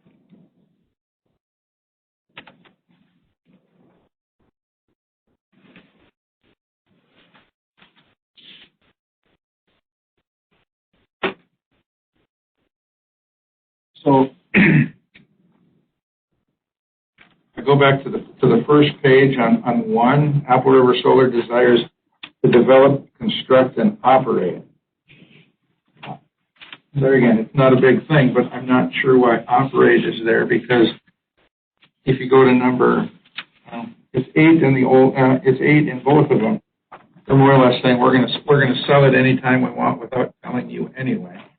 And even the day that the individual was here and spoke, I mean, she came right out and said our goal is to build it and sell it.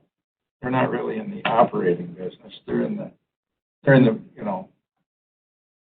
build it and turn around and lease it or sell it to someone.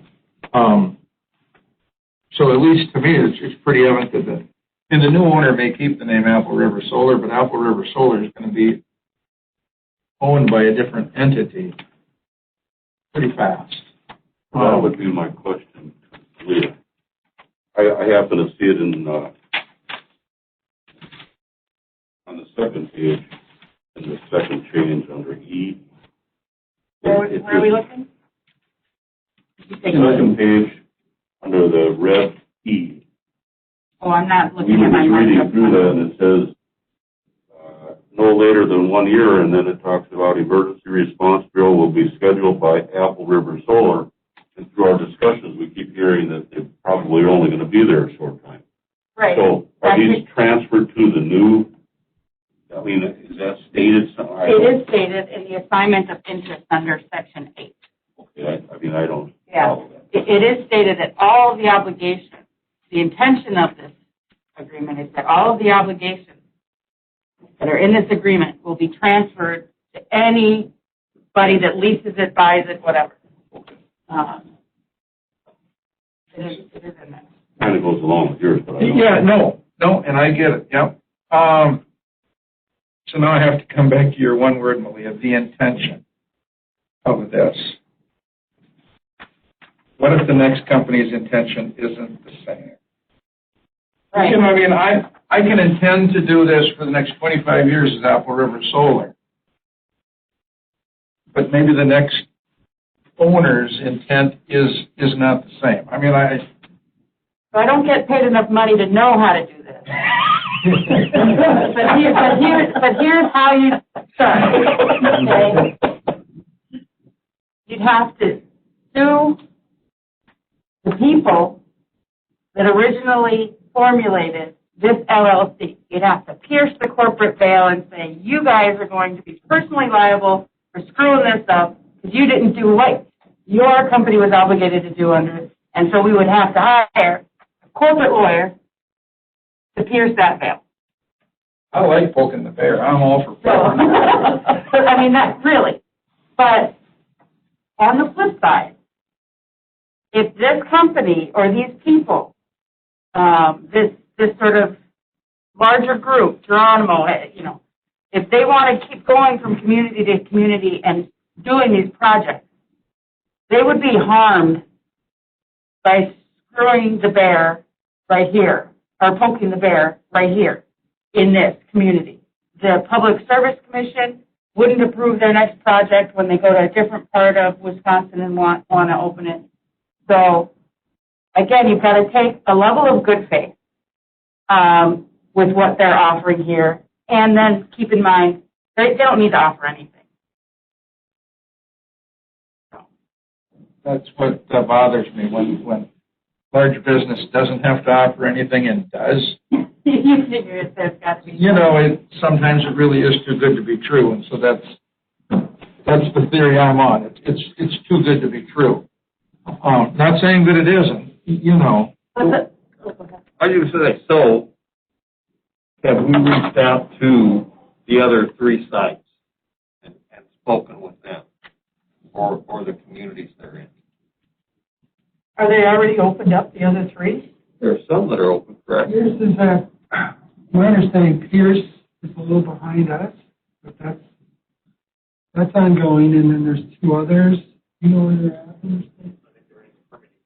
We're on the permitting stage, so. Okay, so they haven't been built yet. I thought there was one. So stuff in Minnesota. I mean, I know Geronimo at least was based in Minnesota, so they might. Originally, if you remember way back, they came here and talked about wind energy stuff with us. So they've had some development of renewables across the border, but I don't know what those projects are and how much they've dabbled in the solar in Minnesota. But there might be some. Yeah, but I guess that would be my next question. That is, have you done these size projects anywhere else? How old are they and how are they going? Because we don't care if they're in Wisconsin or Minnesota or the Dakotas or wherever.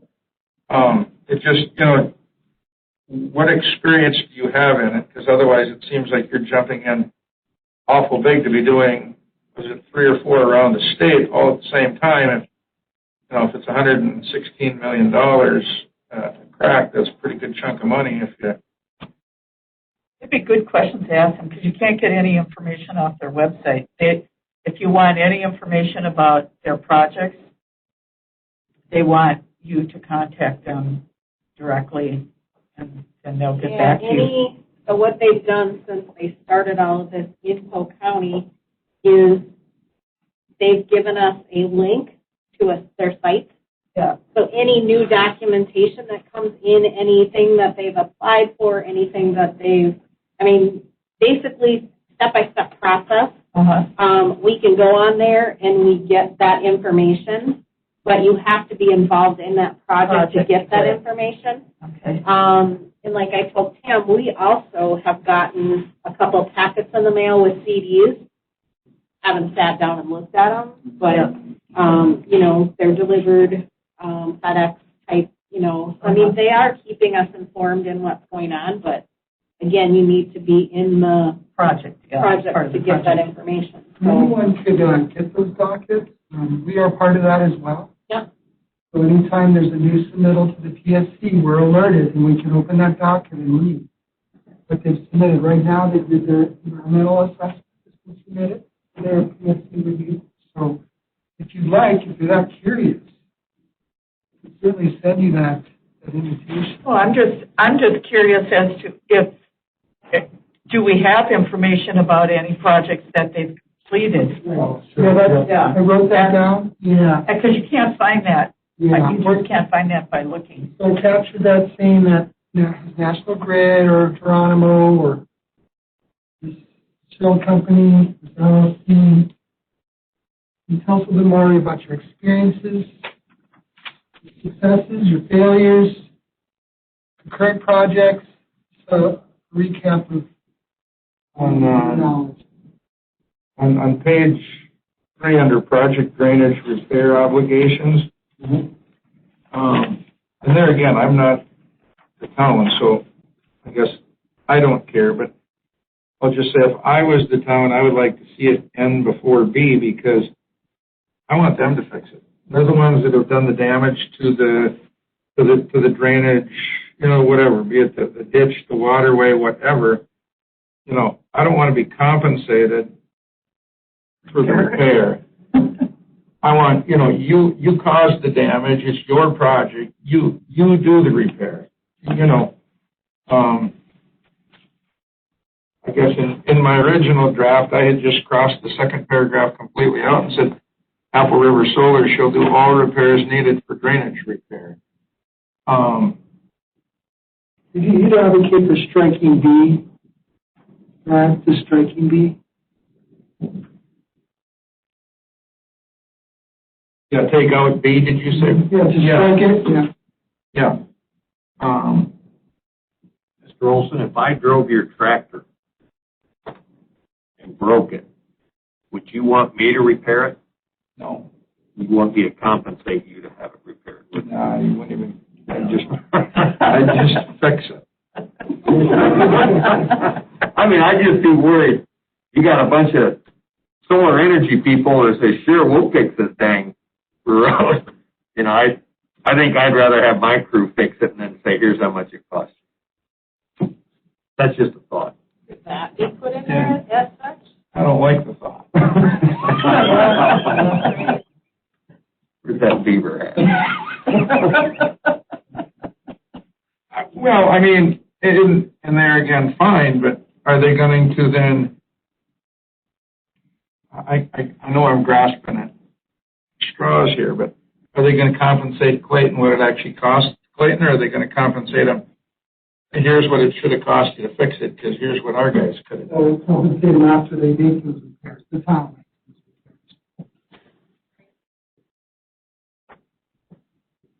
Yeah. Well, I'll just say from a town side, that jumped out at me when I read it. Because really what they're saying is, to me, when I read it, we're not going to fix anything. We're going to pay you to fix it. And depending upon how much damage they have, maybe my town, maybe my town doesn't have time to fix it, or the manpower to fix it, or, go ahead, Jeff. Well, this even came from you. I don't know the answer, but for Bone Lake, we don't have the means to fix the new bridge we put in, so the county and the contractor worked on it. You know what I'm saying? Yep. So I maybe that's. Yeah, maybe the town doesn't have the equipment that's needed. We don't have any. We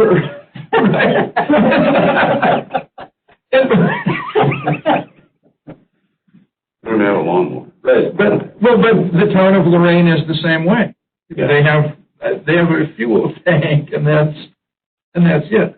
But right, and that's why. So if you don't have the equipment, that's why I look at it. That's you're the one building it. It should be your responsibility. But there again, that was just an idea for the towns. That's the way I would look at it. That's true, because then if it's their responsibility, then they have to hire a contractor. Yeah. To come in. Yeah, I think it's going to, if I have to foot the bill, it's going to make me a lot more careful. Will you drive my tractor more careful, Mr. Administrator, if you know you're footing the bill?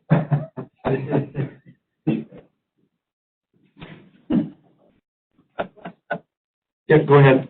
So, for some reason, this sticks in my head. I don't know if I'm right or wrong, but do you not incorporate the Apple River Solar name? Do you not think that the people, the farmers who are involved in this project, do you not think that's how that came to be? The Apple River name? Yes, because basically, she threw something out, and she threw it out at this meeting as well, but at the town meeting, they just picked a name, not saying that that name is necessarily going to stick. You know what I'm saying? It's more of they could have named it anything because there's other, entities involved in it, but they just picked, Apple River Solar as a, A brand or? something to start with type of thing. Well, Apple River Solar is a Wisconsin Foreign LLC. It's called the Wisconsin Foreign LLC. And that was, they filed to get that LLC on April 30th, 2019. So they've had that for a while. Right. But I don't know, it's just it's like a web. That's what it reminds me of. It reminds me of this giant web because there's Geronimo, there's National Grid, there's Apple River LLC. There's Apple River LLC as a registered agent for registered as an agent for National Registered Agents Inc. down in Madison. But the principal address for that company is Minneapolis. I mean, it just goes on and on. It's like this web. Somehow those people whose land, they have to be intertwined in this somehow, other than just letting them use their property and them getting a huge profit margin from this. I mean, we're missing some piece of this. In terms of lease agreements they have with the private landowners? Well, that piece of it is kind of, that we can't really, do anything with. But just where this whole naming thing comes from and the involvement in that whole piece. So we'll kind of go back to explaining their business model, explaining this limited liability company, understanding how the parent company is connected with the LLC. Those general questions, is that what we're talking about? It just, Well, I think I'll just say if it was me naming it, and I'm coming into your area, Apple River Solar sounds better than Clayton Solar or Lincoln Solar. I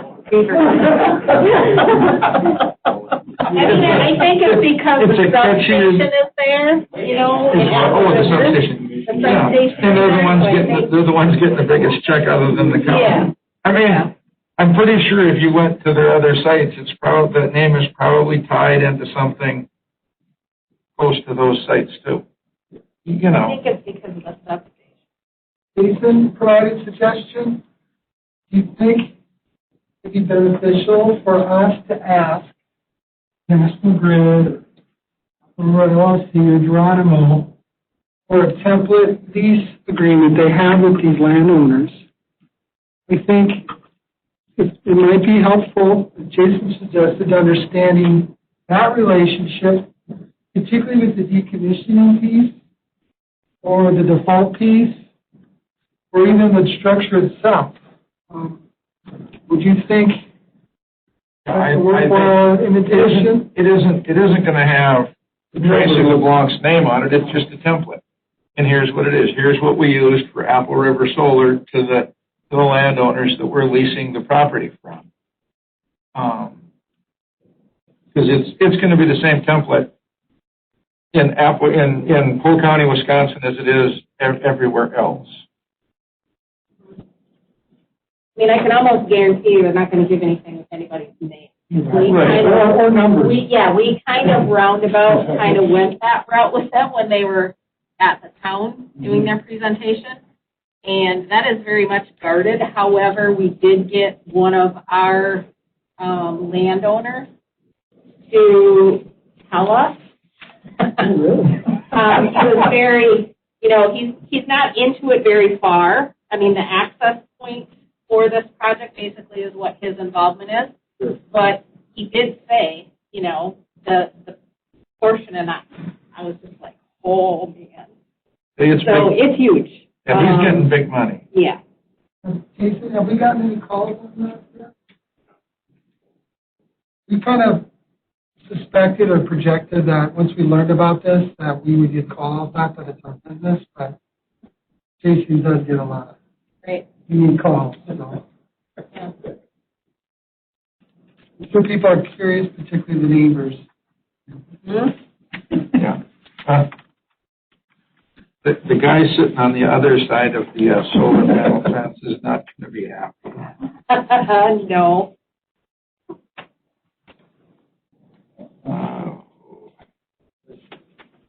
Anything, any other issues or concerns? Back on project drainage again, I just had that Apple River, it says Apple River Solar will develop an erosion control plan. I think it should be shall. I don't know if it's one of them word things again, but I know we use shall around here a lot. Well, yeah, and the end of that sentence says, or similar plan as required by the DOT. Either or. So, yeah, page 3, yeah. Yeah, page 3, number 3.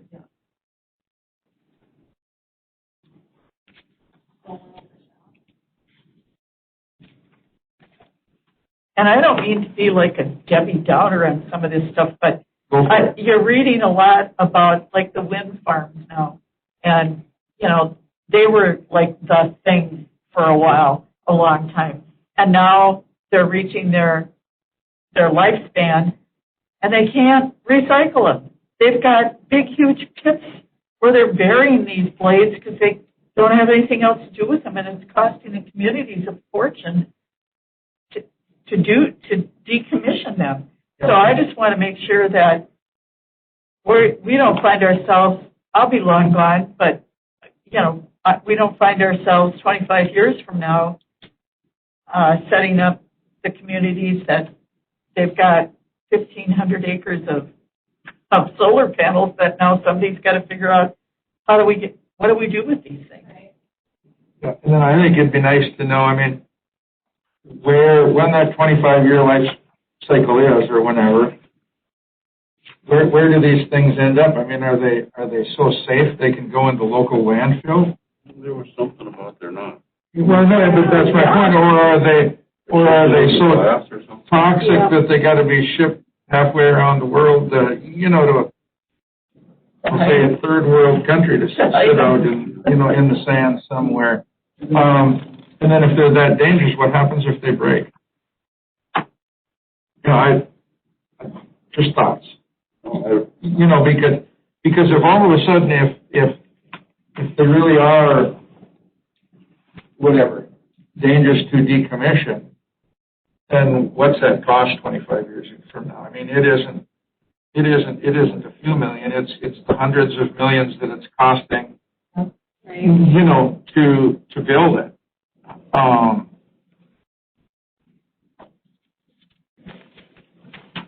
Like the one over in Scandia, right on 95. That's a big one. You don't notice it. It's right 95 and 97, right by the gravel pit there. And it's pretty big, not big as this, but it's a good sized solar farm. Well, they were supposed to have build some kind of drainage thing, and they didn't do it. And so during one of those big, huge rainfalls that we had, there was all this mud and stuff went down into the St. Croix. Well, so after the fact, they get a little fine, and these big companies, those little fines don't mean anything to them. So, how do you safeguard against that kind of stuff? There's stormwater erosion control. Yep. But you got to permitted part of that. But like that one, I'm sure they had that same thing in their contract, and there was no accountability. Because who goes out and verifies all that stuff?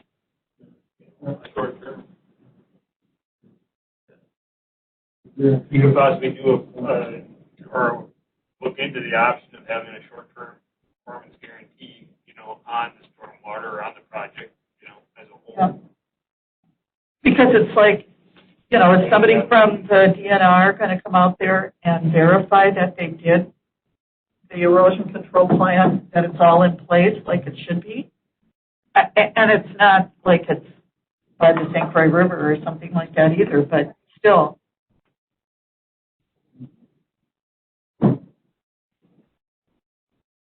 So,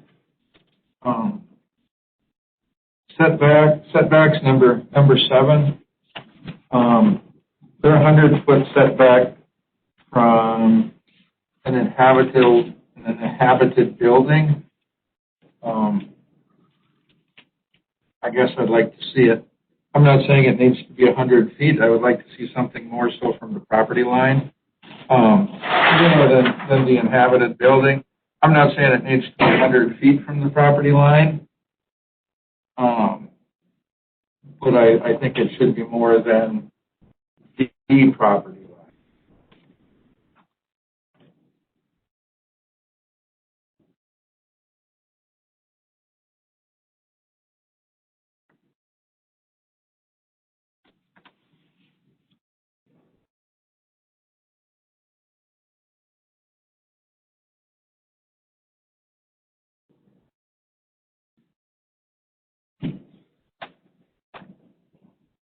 What are setbacks right now adjacent for structures in ag zoning from 25 feet? So, for an accessory building like that, you could be anywhere from, or an accessory structure like a solar panel could be anywhere from 5 to 25 feet. So, I don't. those They're gonna. columns and that are kind of all mixed there. I think that Lincoln's got some ag 10 and stuff in that area. I think Apple River's mainly RA5 as long as it's Clayton too, and that. But Lincoln might have some ag 10. I'd have to look at the full site exactly. But anyway, in that general range. So. I wouldn't think that 25 feet would be a problem. If we're going to have a fence, all the way around this. Right, and we're gonna need to get between the fence and the panel, the last panel next to the fence. So, there again, I'm not saying it should be. I don't think it should be 100, but there should be something there so that the panel isn't built literally against the fence. That would need to be done because we wouldn't have any going forward. Right. Yeah. Then the other thing there on the fencing side of things,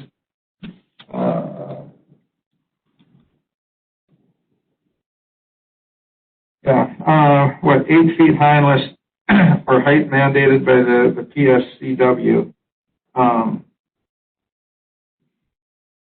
I guess I'm fine if they say that it should be higher than 8. I think it should be 8. I think 8 should be the minimum. So if the state says, well, over here it can be 4 feet, I think we should be asking for a minimum of an 8-foot fence everywhere.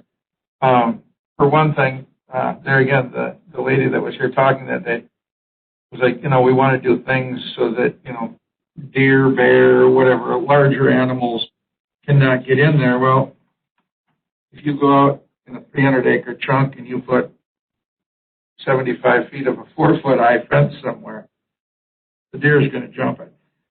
And then he's going to be in that big parcel with this little bitty window to get back out, and he's probably not going back out that window. That he came in. That was jumped out at me when I read it. I'm not saying that that they would mandate anything less than 8, but I don't think we should support anything less than 8 anywhere. Just for that reason. They're the ones who said they didn't want, larger wildlife in there.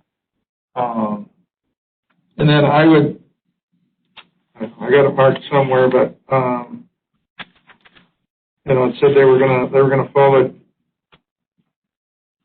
DNR guidelines or something. I mean, I still come back to, I worry if we're going to do 1,200 acres in a relatively small area, how small of areas are them deer going to get pushed to cross Highway 8?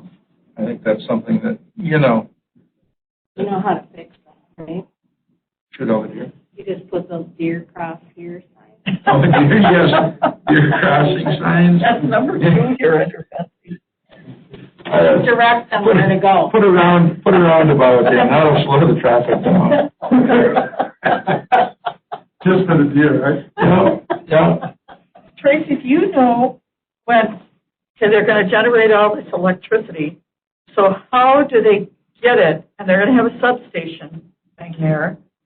So then are they putting they're not going to put those big War of the World looking poles all over the county, are they? You know, I'm not 100% sure. That must have been where I tuned out. Because I think she did say something about it, and I didn't even catch it here because it was like 3 days after I had heard it. But my understanding was, and this is probably could be all wrong, but when she was here, but I mean, is it Dairyland Power that has the big substation there already? Dairyland Power's got a big substation, that and the one in green? there's two, like 160 kVA lines in that going through that area right now, I believe is the terminology. One is owned by Excel, one is owned by Dairyland. They're literally a quarter mile apart. One runs on the east side of 75th Street, and one runs a quarter mile west. And so that's kind of why they wanted this site. However, in the JDA, they say that there is poles, and the substation structure could be up to 40 feet tall. Yeah. You know, that's the big poles. That's the big round ones. Yeah. So, But that's also why they want it where it is. You've got two major power companies right there, and that's why that's why they have no intent of owning it long term. You know, they're not going to come and build it in Clam Falls. Let's put it that way. Yeah. the actual substation is taking low voltage electricity from the panels and boosting it to high voltage to put it on the line so that they have less line loss. So that's what the substation is. Okay.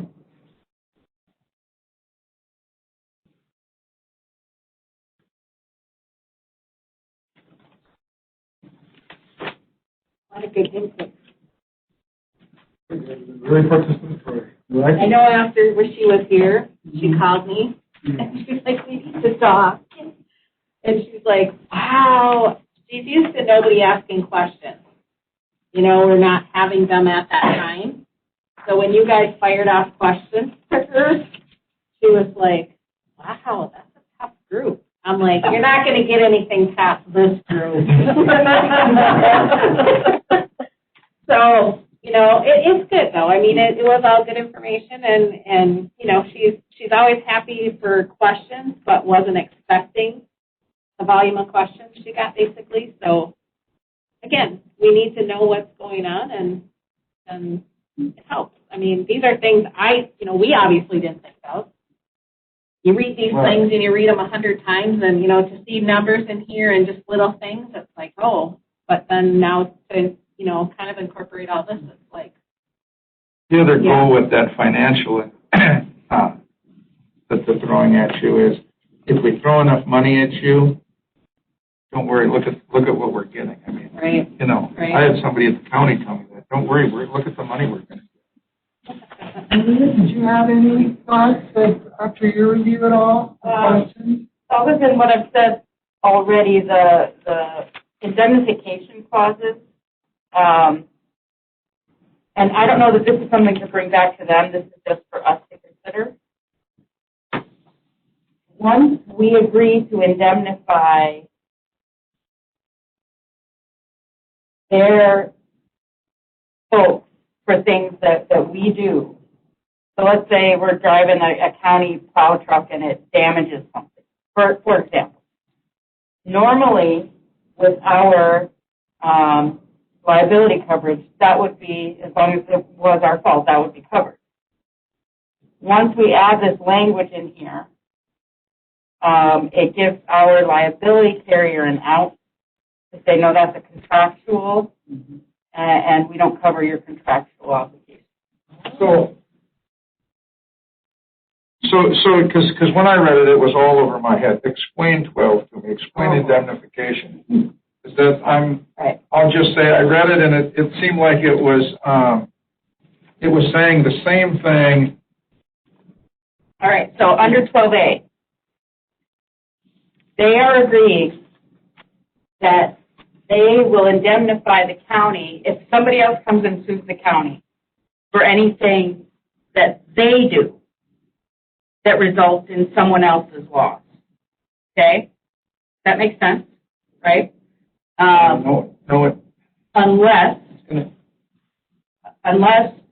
we were somehow actively negligent in causing the damage.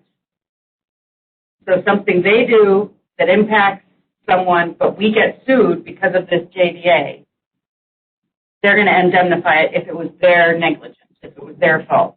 And then in B, we're doing the same thing to them. If we do something. So if a, let's say a neighbor, for whatever reason, sued the county But it was their fault. for signing this document, then they would defend that and.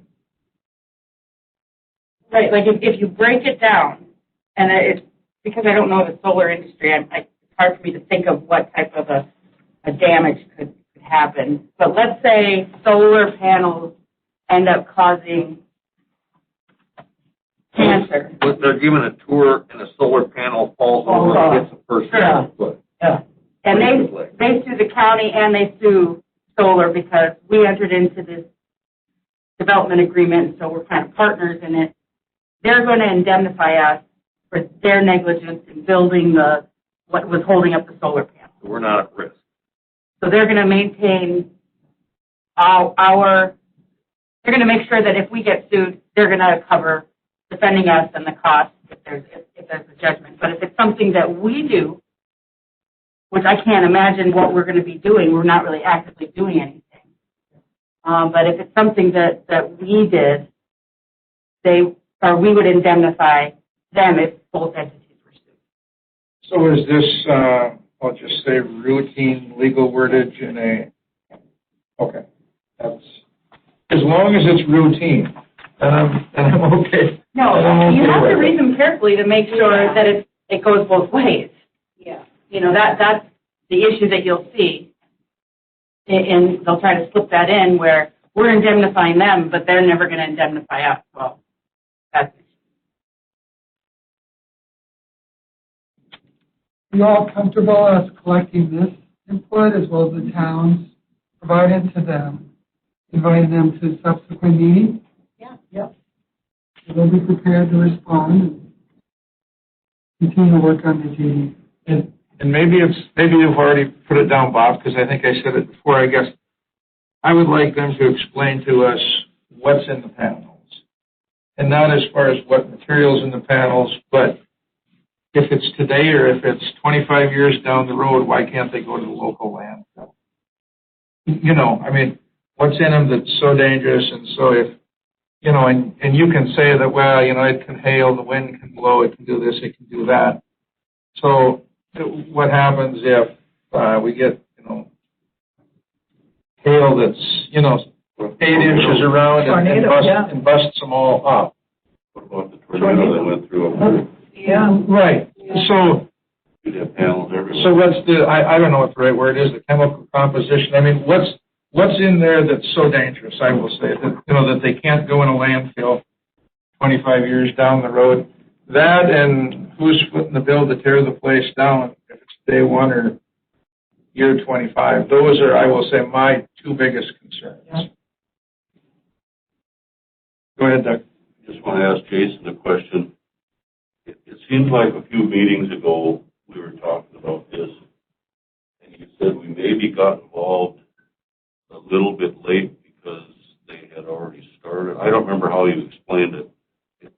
Is this covering, I mean, I don't even know what my question is for sure, but you said maybe we were getting in just a little late or something. Well, there's been a lot of like misleading information that we got from them and that originally, because when we first talked to them, they were talking about rezones and going through that whole process with us. They were talking about, you know, the taxation on the land being commercial, and then once they filed their application and that with the PSC, that's when it kind of locked in those shared utility payments. And so who knows, you know, what other things are already kind of locked in by them filing that application. So, but that's kind of what I meant in that, is that, you know, it would be good to be involved and be on the front end, you know, in that with this process. So, anyway. There's been a lot of stuff that's been filed. I don't know if you've been out there, but I mean, the amount of documents out there is huge.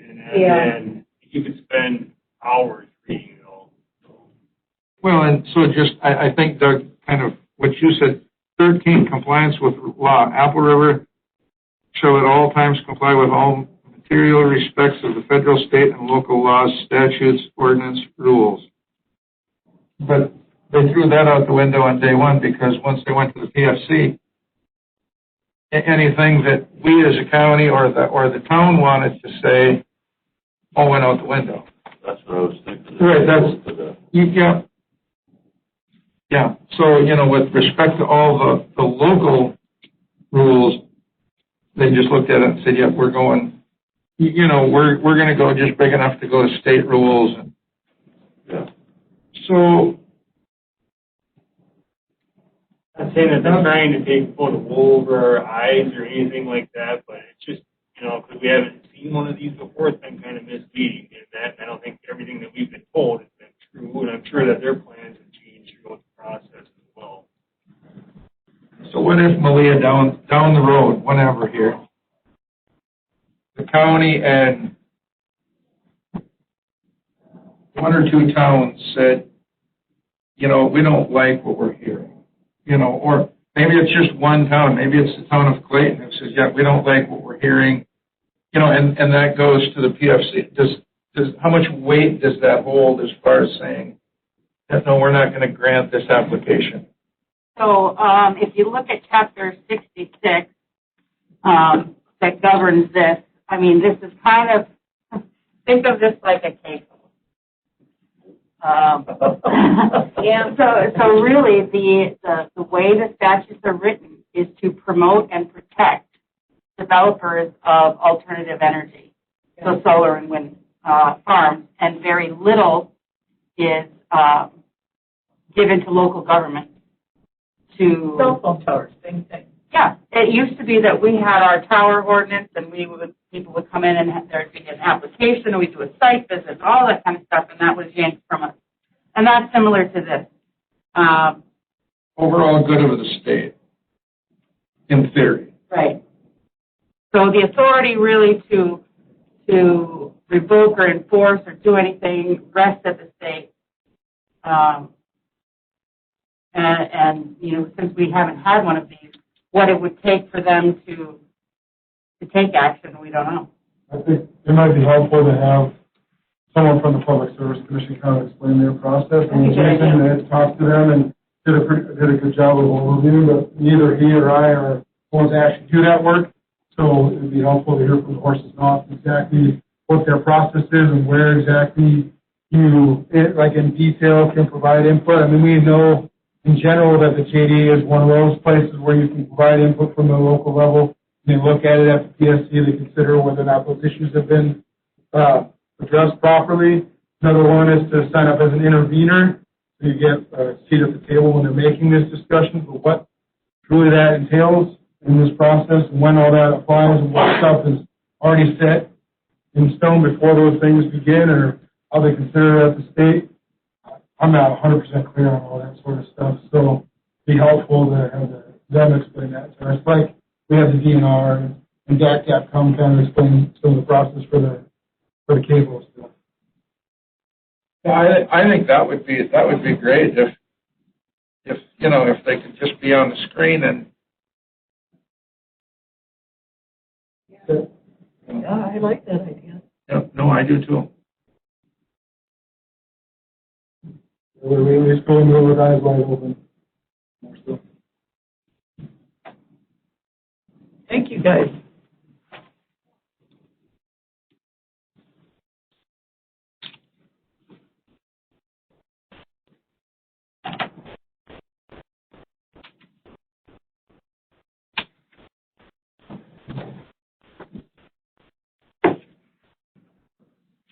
Were you going to do divisional updates, Bob, or did you?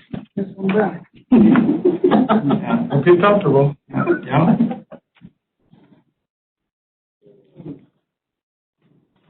Let's start off with the work plan. In the packet, although that was an older version, Carol, did you get the copy for everyone? Yeah, we had them on my desk. Okay, yep. So this is our work plan. It's rather robust. I'll put in National Grid's renewables presentation either in January or February. We will work with the PSC as well to see if they're available during those months. Just a thought, and I mean, what does the committee think? I mean, would we like to hear from the PSC first? Yeah. I think, I mean, that's what I would hope to do, is to hear from them so we had a little better understanding, hopefully by the time National Grid was back again. Yeah. Rather than, okay, well, now National Grid is gone, but now we know this from the PSC. Sounds good, yeah. So I'll try to get someone to represent the PSC to join us either virtually or in person in January. Yeah. Or February, and then work with National Grid thereafter. We'll do. We have some presentations early in the year. Jason volunteered to present for our Ascent program. Again, a lot of these presentations from our departments are flexible. So in events, we have, a robust agenda. We could push the presentations to other months. Also early in the year, we have several from Land and Water. We talked about that at the last meeting. We need to learn about their programming and understand some of their success stories. And then beyond that, there's our typical schedule in terms of the tax deed listings and the timber sale approvals from our forester, and we're trying to evolve into the budget process. We might look at our divisional goals, in particular the priorities, to evaluate those as well. So again, this is a living document, and this is what we have scheduled some of your feedback from last meeting.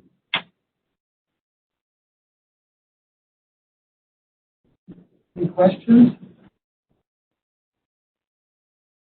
The next thing is, I wanted to give you an update on our new hire. As you may recall, in the 2021 budget, it was approved to hire a zoning compliance technician. That posting is out there right now. So far, we've received 5 or 6 applicants. We have 5. There's another one in the queue. Closes next Monday. Thereafter, both Jason, Pete Geiger, and I will review the applications and determine whether or not we need to extend the posting, or if we have a good quality pool of candidates, we'll go ahead and start the interview process. So they would do the, I'll just call it the day-to-day work also, or just be a compliance officer? The job description we wrote is, we have it split up in percentages. Whether or not that happens, we'll find out. Compliance issues. Well, I'm just saying they could take some of the load off of present staff, and not be just a compliance officer. That's correct. Okay. Well, 50/50. Yeah, but I mean, if they weren't needed for compliance, they could be doing permits or whatever need be. Okay. Yeah, that's the plan, to be that bench person, and those requirements to get Polk certification within a year, and we're hoping someone has those skill sets in addition to, being able to handle the compliance duties, because that's a special skill. And we're looking for a unique individual to be able to do both. And have 6'4", 280. law enforcement background, maybe. Martial arts. And a forgiveness card. That's all they need, just a forgiveness card. Seems to be the lay of the land right now. There's a lot of squatters around lately. Man, telling Is you. there? I think they all live in Clayton.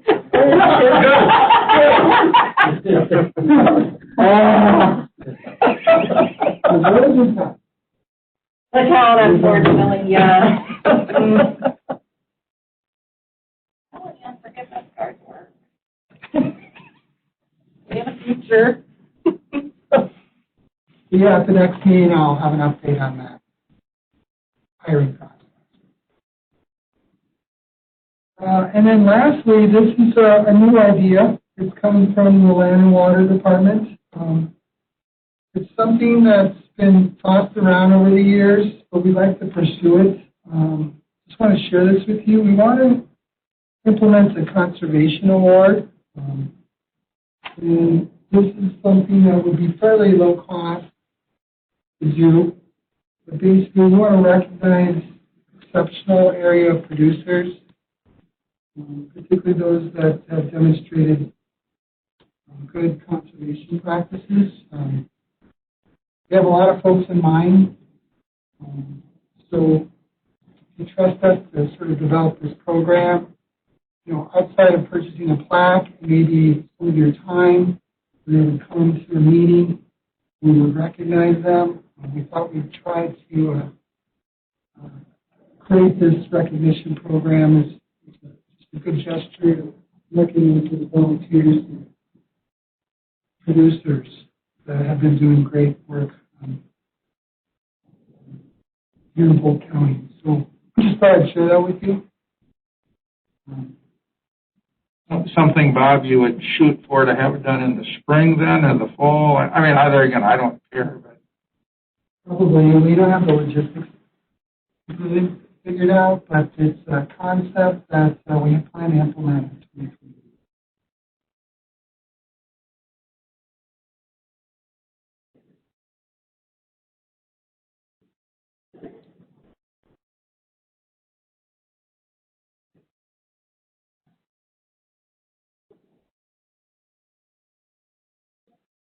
You know what? It probably will be part of the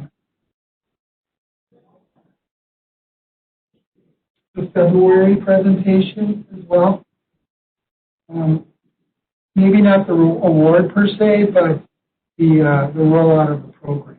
So we'll ask Eric when he talks about the Horse Creek Farm-led Watershed Council to put together the proposal, the framework of that program.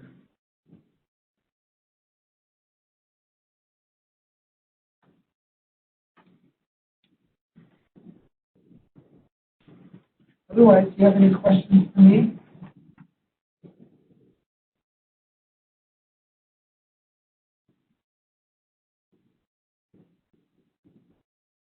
So nobody here just needed to smoke, but anybody need a 5-minute break or? Okay. Yep. No.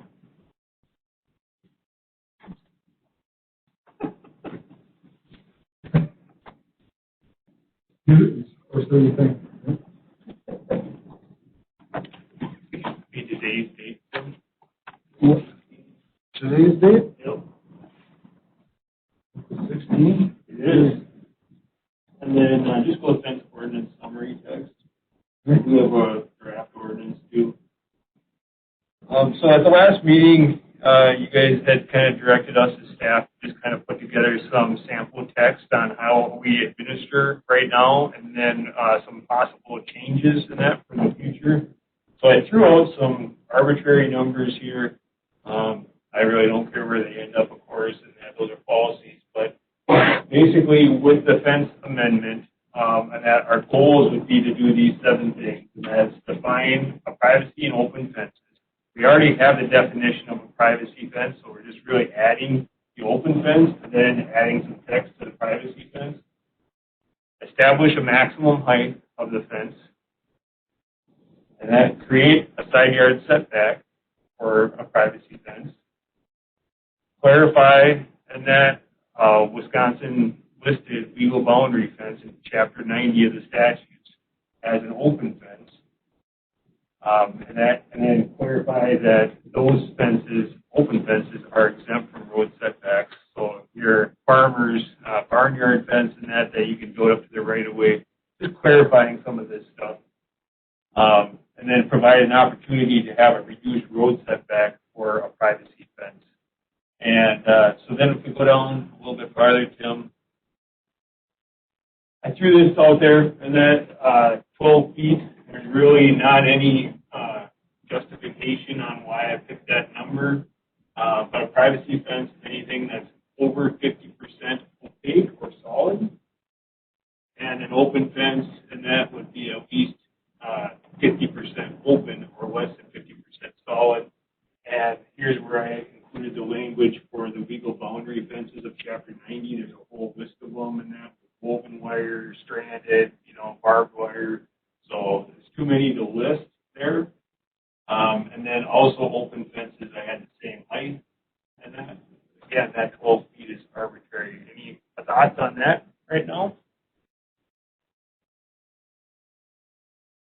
Currently, it's 35 feet. So I was just trying to get someplace out there. I don't think that 12 feet is going to take and upset anybody. I think almost all the privacy fences that we permit are 12 feet or less. So that's kind of where I was just trying to get something that wouldn't cause a lot of havoc, I guess. So. Yeah, I'm fine with 12 feet. I mean, 12 feet's pretty tall in the scheme of things. 12 feet's pretty tall. Yeah, I was going to go 10 in that, but then I know like these fence panels that you buy come in 6 foot tall, so then it'd be too old. So I don't know. That's about the only reason I can come up with for it. Then Article 11E here, Tim, if you can scroll down a little bit. This is where we talk about all of our road setbacks, and where we also have the town board approving of a reduced setback. But to make it very clear, I added a separate point down farther.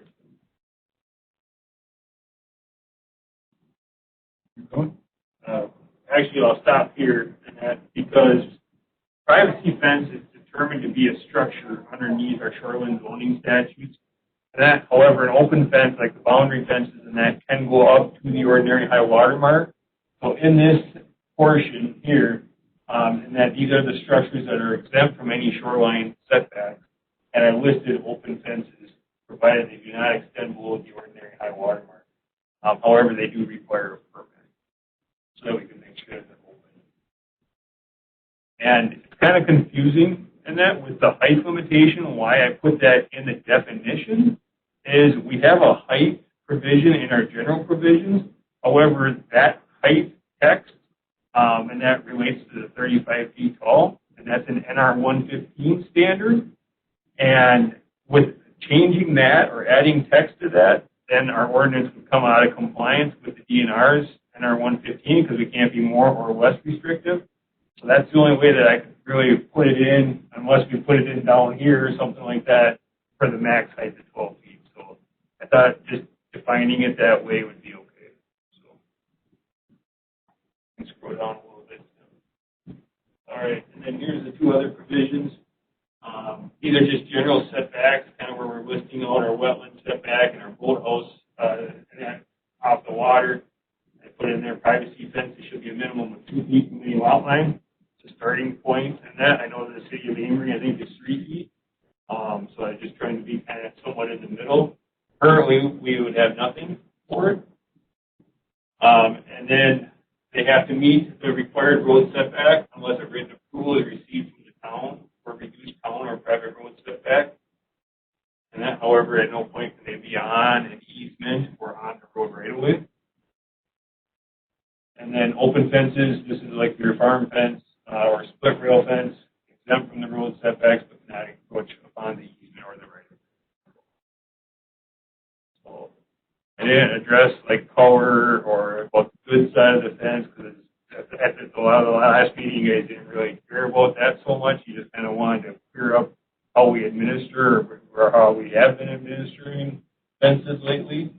So I tried to address everything here that we end up telling people. So we actually received a lot of questions on fences, so it's nice to be able to clarify it here so that when we do get muni code and everything codified, that people can search fence and all of this text is going to come up for them. So Jason, right now, number 8 there, you have a minimum of 2 feet, but today it's 0, it's right on the fence line? No, it has to be on the property because you can't build it on somebody else's property. Whereas like an open fence or a boundary fence can go right on the actual survey markers, and that, so privacy fence could go right up to it. So that's an arbitrary number. If Yeah, you guys and want no, to make and it so- 5 or 1, you can definitely do it. So. Yeah, I just, 2 feet, I would say a thought that jumps into my head is that, is that enough room to mow the other side of your privacy fence? Or maintain it. Or maintain it. Or, yeah, Right. yeah, I mean, You're right, if I'm gonna go the other side of the fence, I don't wanna mow into my neighbor's yard. Yeah, I gotta go there. Right. Yeah. And if you live in a certain- 30 inches? if you live in a certain town like north, being on a neighbor's property could, Get your shot. well, could cause issues in certain spots in Clam Falls. Yeah. So that's my only thought. I mean, I guess I'll say, to me, it seems like either we have to kind of allow it on the line or else get far enough in so that, well, there again, if we're allowing it on the line, we're not allowing anybody to maintain the, the backside of it. So I guess just a thought for today is I'd look to 4 or 5 feet, only so that it could be maintained from the backside. I'll round up. The only issue that I see with possibly doing like 5 feet is that's our minimum setback for a garage, so that Okay. somebody might not be able to block the neighbor's garage with a privacy fence, and that's the only thing. So, Yeah, and I don't care because I'm not going to build a privacy fence. I'm just looking at the 2 feet of, is that enough room to get to the backside? And I had a privacy fence, just me, that I built. I'd never go on the other side of the fence. So so some people will think like that. So then the question is do you have a requirement that it has to be maintained on the other side, or do you put it up to the property line? Yeah. 6 inches, or whatever. We've got one that the other side will be maintained unboardly. okay, yeah, and that's, I'll just say again, at 2 feet or 6 inches, and maybe even at 3 feet. How do you maintain that? Go for 3.5. there's a lot of pros in that, to being able to build it right up to the line, and that, I mean, a lot of these lake lots are only 50 feet, doesn't sound like much, but you just lost 4 feet, and that for your 2 feet on each side, plus your width of your fence, 6 inches, you just lost 5 feet or 10% of your lot, so, true, it's an option to build a privacy fence, and that, or a preference at that point, but, so. Based on the whole page, a lot of people build these fences with one board here and one board on this side. That's a privacy fence. That's a privacy. But as you look at it, it's almost solid, even though that there's a board on each side. So that gets into more about, providing the same base of the fence for you as your neighbor. And that versus if you just take and have all your boards to support the panels, and then you put the panels up here, and that they would get the ugly side of the fence. So I'm just thinking on an angle, but can't look at it. we haven't had, issues in that for like people like me building a fence that might be like this, and that building along the property line. It's not like we run into a lot of issues where people are building fences and then they build them over the line. And like I said, we allow them to go right up to the line right now. It would just be nice to. So have we had any problems of, other than you said there's a car privacy fence somewhere, but any issues of, the neighbor not liking the side that's facing him, so to speak? I mean, I build the fence and then Tracy's upset because she doesn't like the color of it that's facing her, or the texture of the wood, or. I never once heard a complaint of that. Okay. Biggest issue is blocking view, and that's why, and that the state requires it to be back 75 feet from the water, though, so you still have that, viewing triangle that you can see like this out in front of the property. So almost all privacy fences, I'm going to guess, are in the in a shoreline district somewhere. I don't hear one center going outside.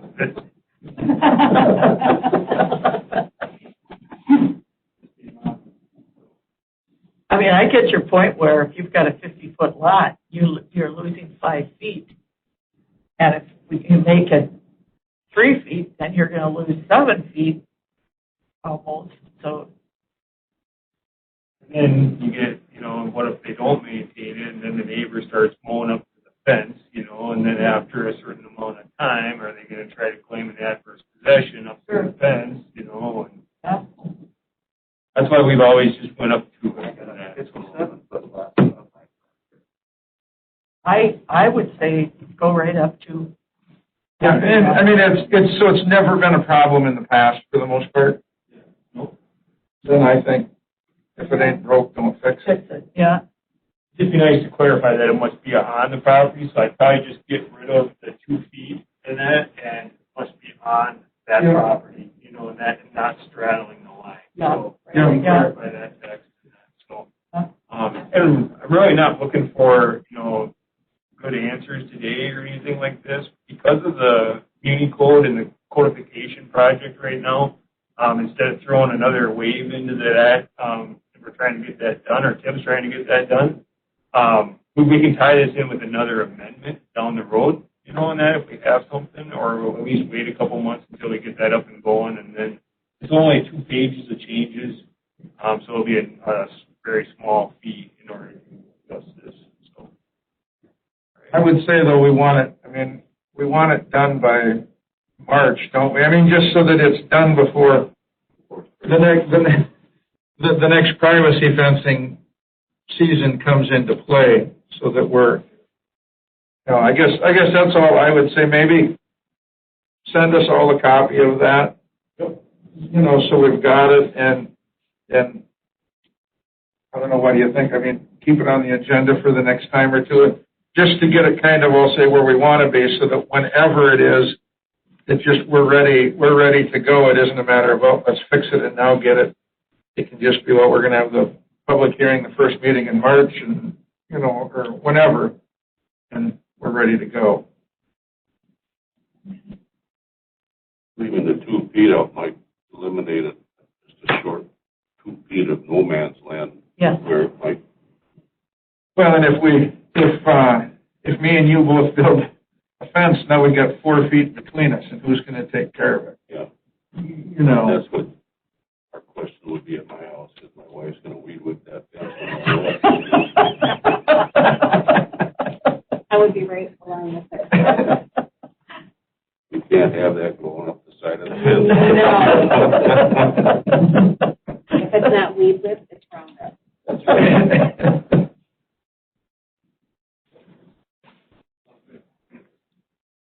Vinegar myself at work. Tracy. That's okay. We're all going to be there someday. So we're good there. I mean, you'll send it out to us. We'll keep it on for at least the next meeting, so we can. I'll change the 2-foot text, so, and then I'll send it out. So, Yep. See you tomorrow.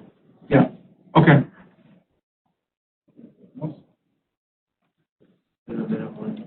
Discussion of surety bonds and fees. That was, you had that put on, Doug. Yeah, we've discussed this before, and I have documentation, and I have been told that even the Counties Association agrees that as far as DATCAP's concerned, their old ruling is unenforceable.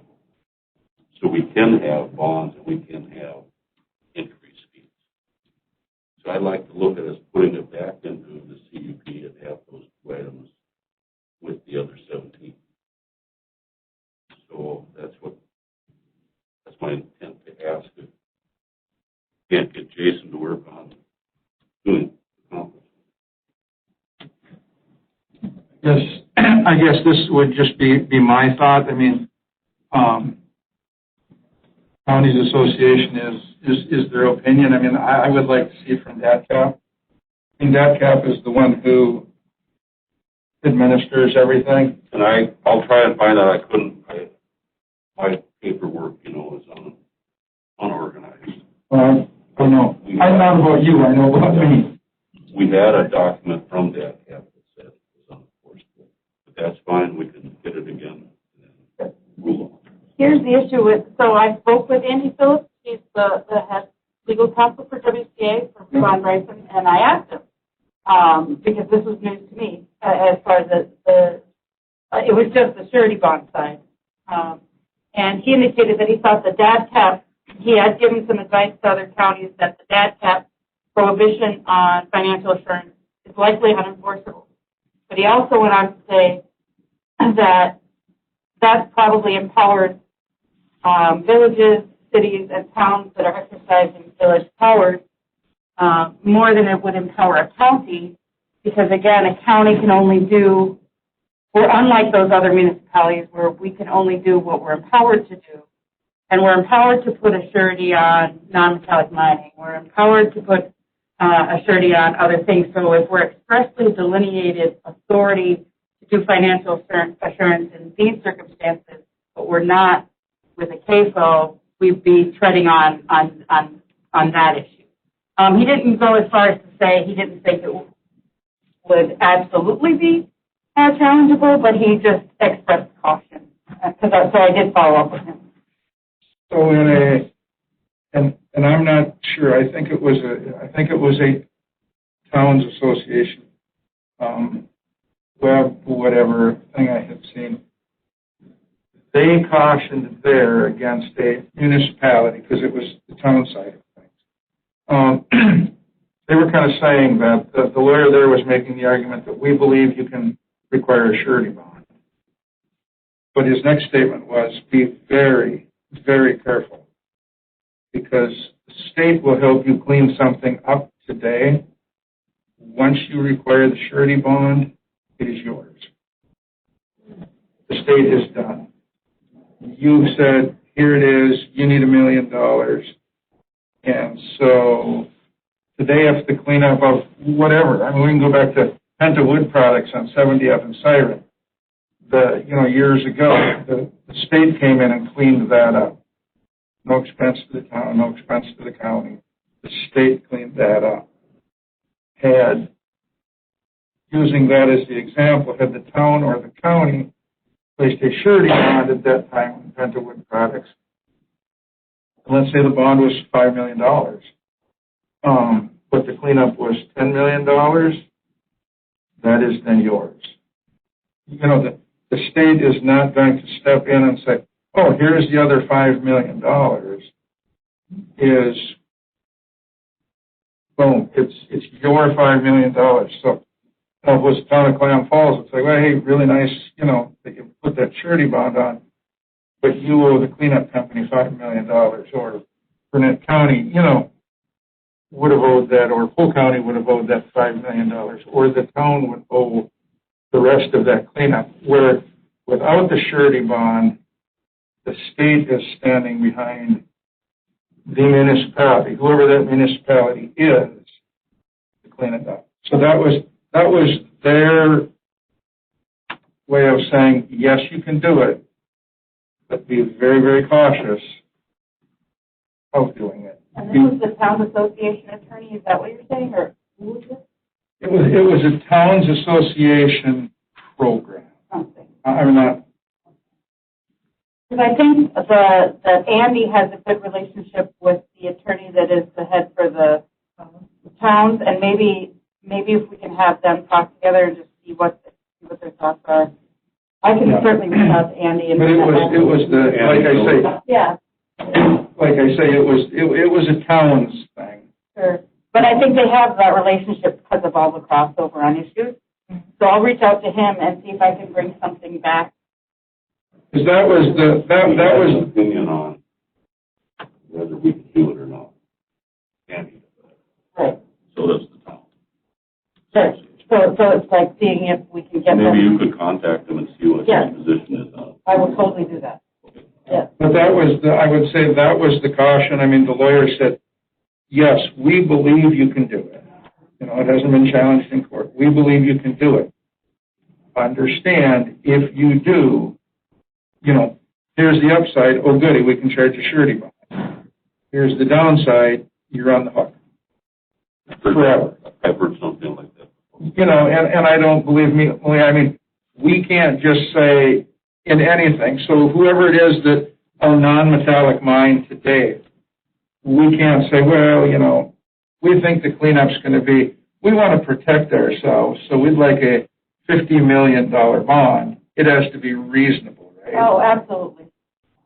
Yeah, so I mean, it isn't like on whatever, if it's a CAFO, if it's a non-metallic mine, if it's whatever else we can do it on today, we're going to have to be, if challenged, we're going to have to be able to say, here's why, and not just, well, we want to make sure we're going to get enough to clean it up. That isn't, am I right? That's not going to be justifiable reason to say we want it to be $50 million. Right, it would have to be a true, and I don't, an expert saying this is what you would need if you're looking at reclaiming it to X, Y, and Z in 10 years. I mean, whether that's an actuary or whoever determines what that needs to be. Yep. So can we just put it on a continuing discussion and Malia will update us in 2 weeks? Or? Yeah, how about if Malia has an answer, staff will just put it on. Yeah. And if there is no answer, it just won't be on. And that works? Yeah, that works. We can't move on about it. Yeah. No. Thank you. Yeah. Thanks. So subject matter for upcoming meetings. Jason, before you leave, can I catch you for just one question unrelated to anything in the county? Well, I have a question. Do we want to go back to the second and fourth Wednesday of the month? You recall we shifted the first and third. I just fixed my calendar. If you go back, good luck to make it through. I must have missed it. I thought we had just switched to the first and third because of Thanksgiving and Christmas. Right, that's why we did it. And then historically, we were the second and the fourth. Yeah. I just told Sharon last night that we were always the first and third, and then we switched to the second and fourth because we had too many meetings like last night where it was county board meeting Tuesday night and environmental services Wednesday morning. Personally, I don't care. They make no difference to me whatsoever. A good time to talk about it. If we do go back to the second and fourth week of the month, our next meeting would be January 13th, and then the next meeting would be January 27th. If we stay on this track of the first and third, our next meeting would be January 6th and January 20th.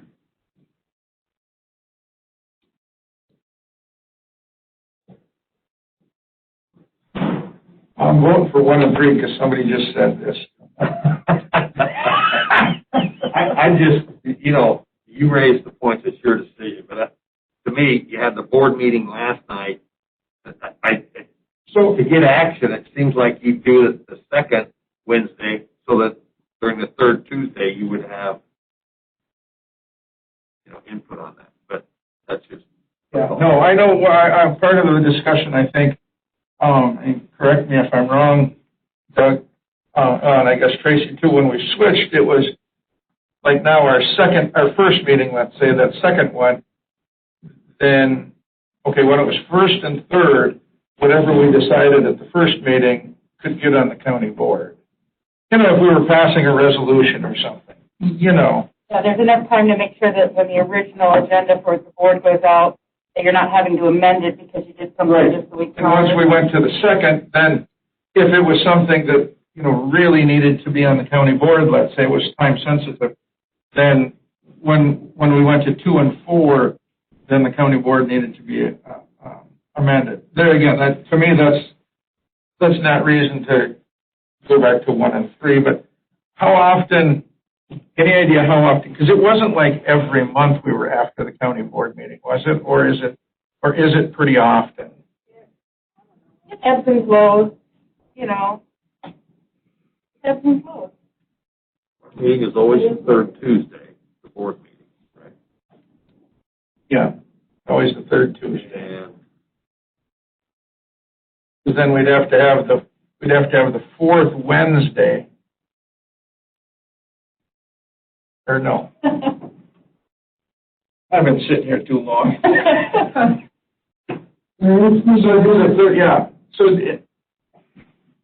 There is some advantages with the first and third in terms of what you were saying. The time issue for resolutions, in preparing the agenda for the Polk County Board.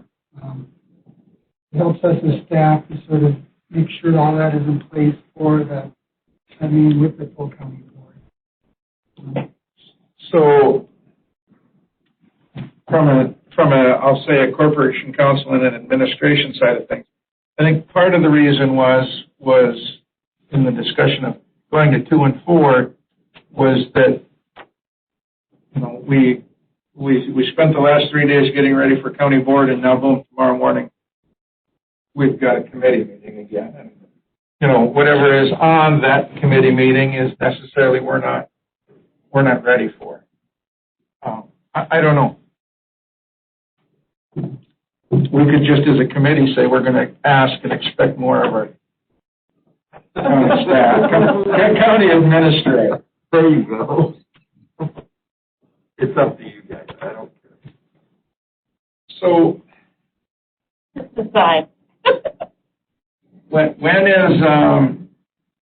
is executive now? Thursdays. That's the second Thursdays.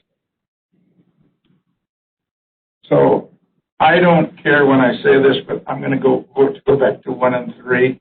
So I don't have to drive for 2 mornings in a row. We are at 1 and 3.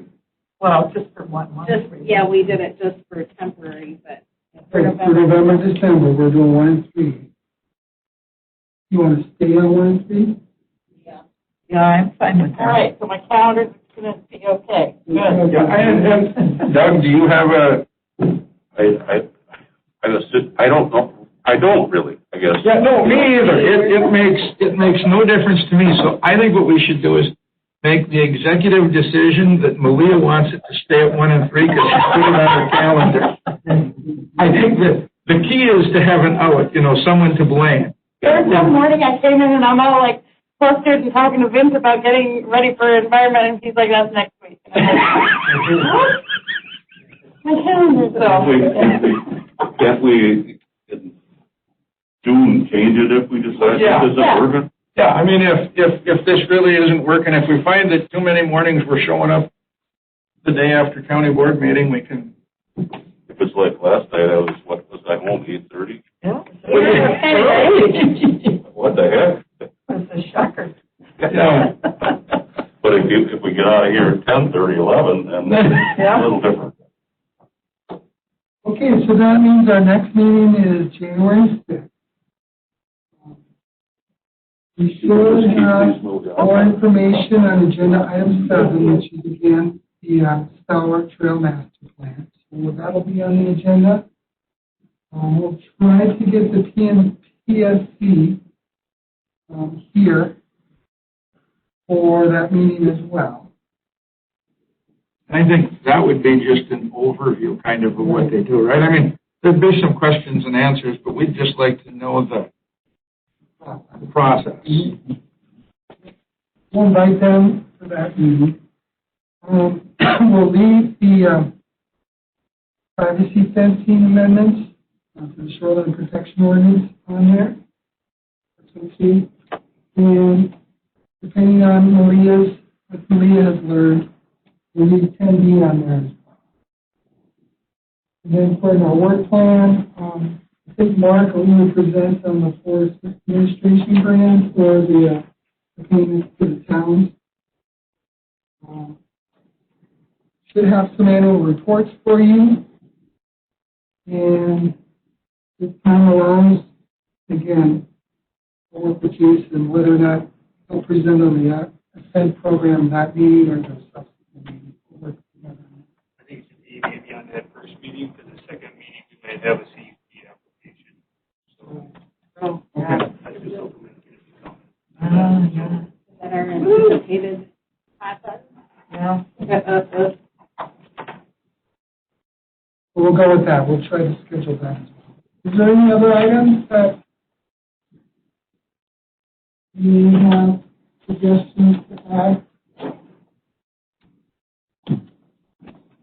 Well, as always, if anything comes up, it can get put on. Let me know. Thank you. So, all right, Sharon, you're up. I make a motion, we adjourn. All in favor? I just had to show you this. If I go down in the boat, We should have adjourned.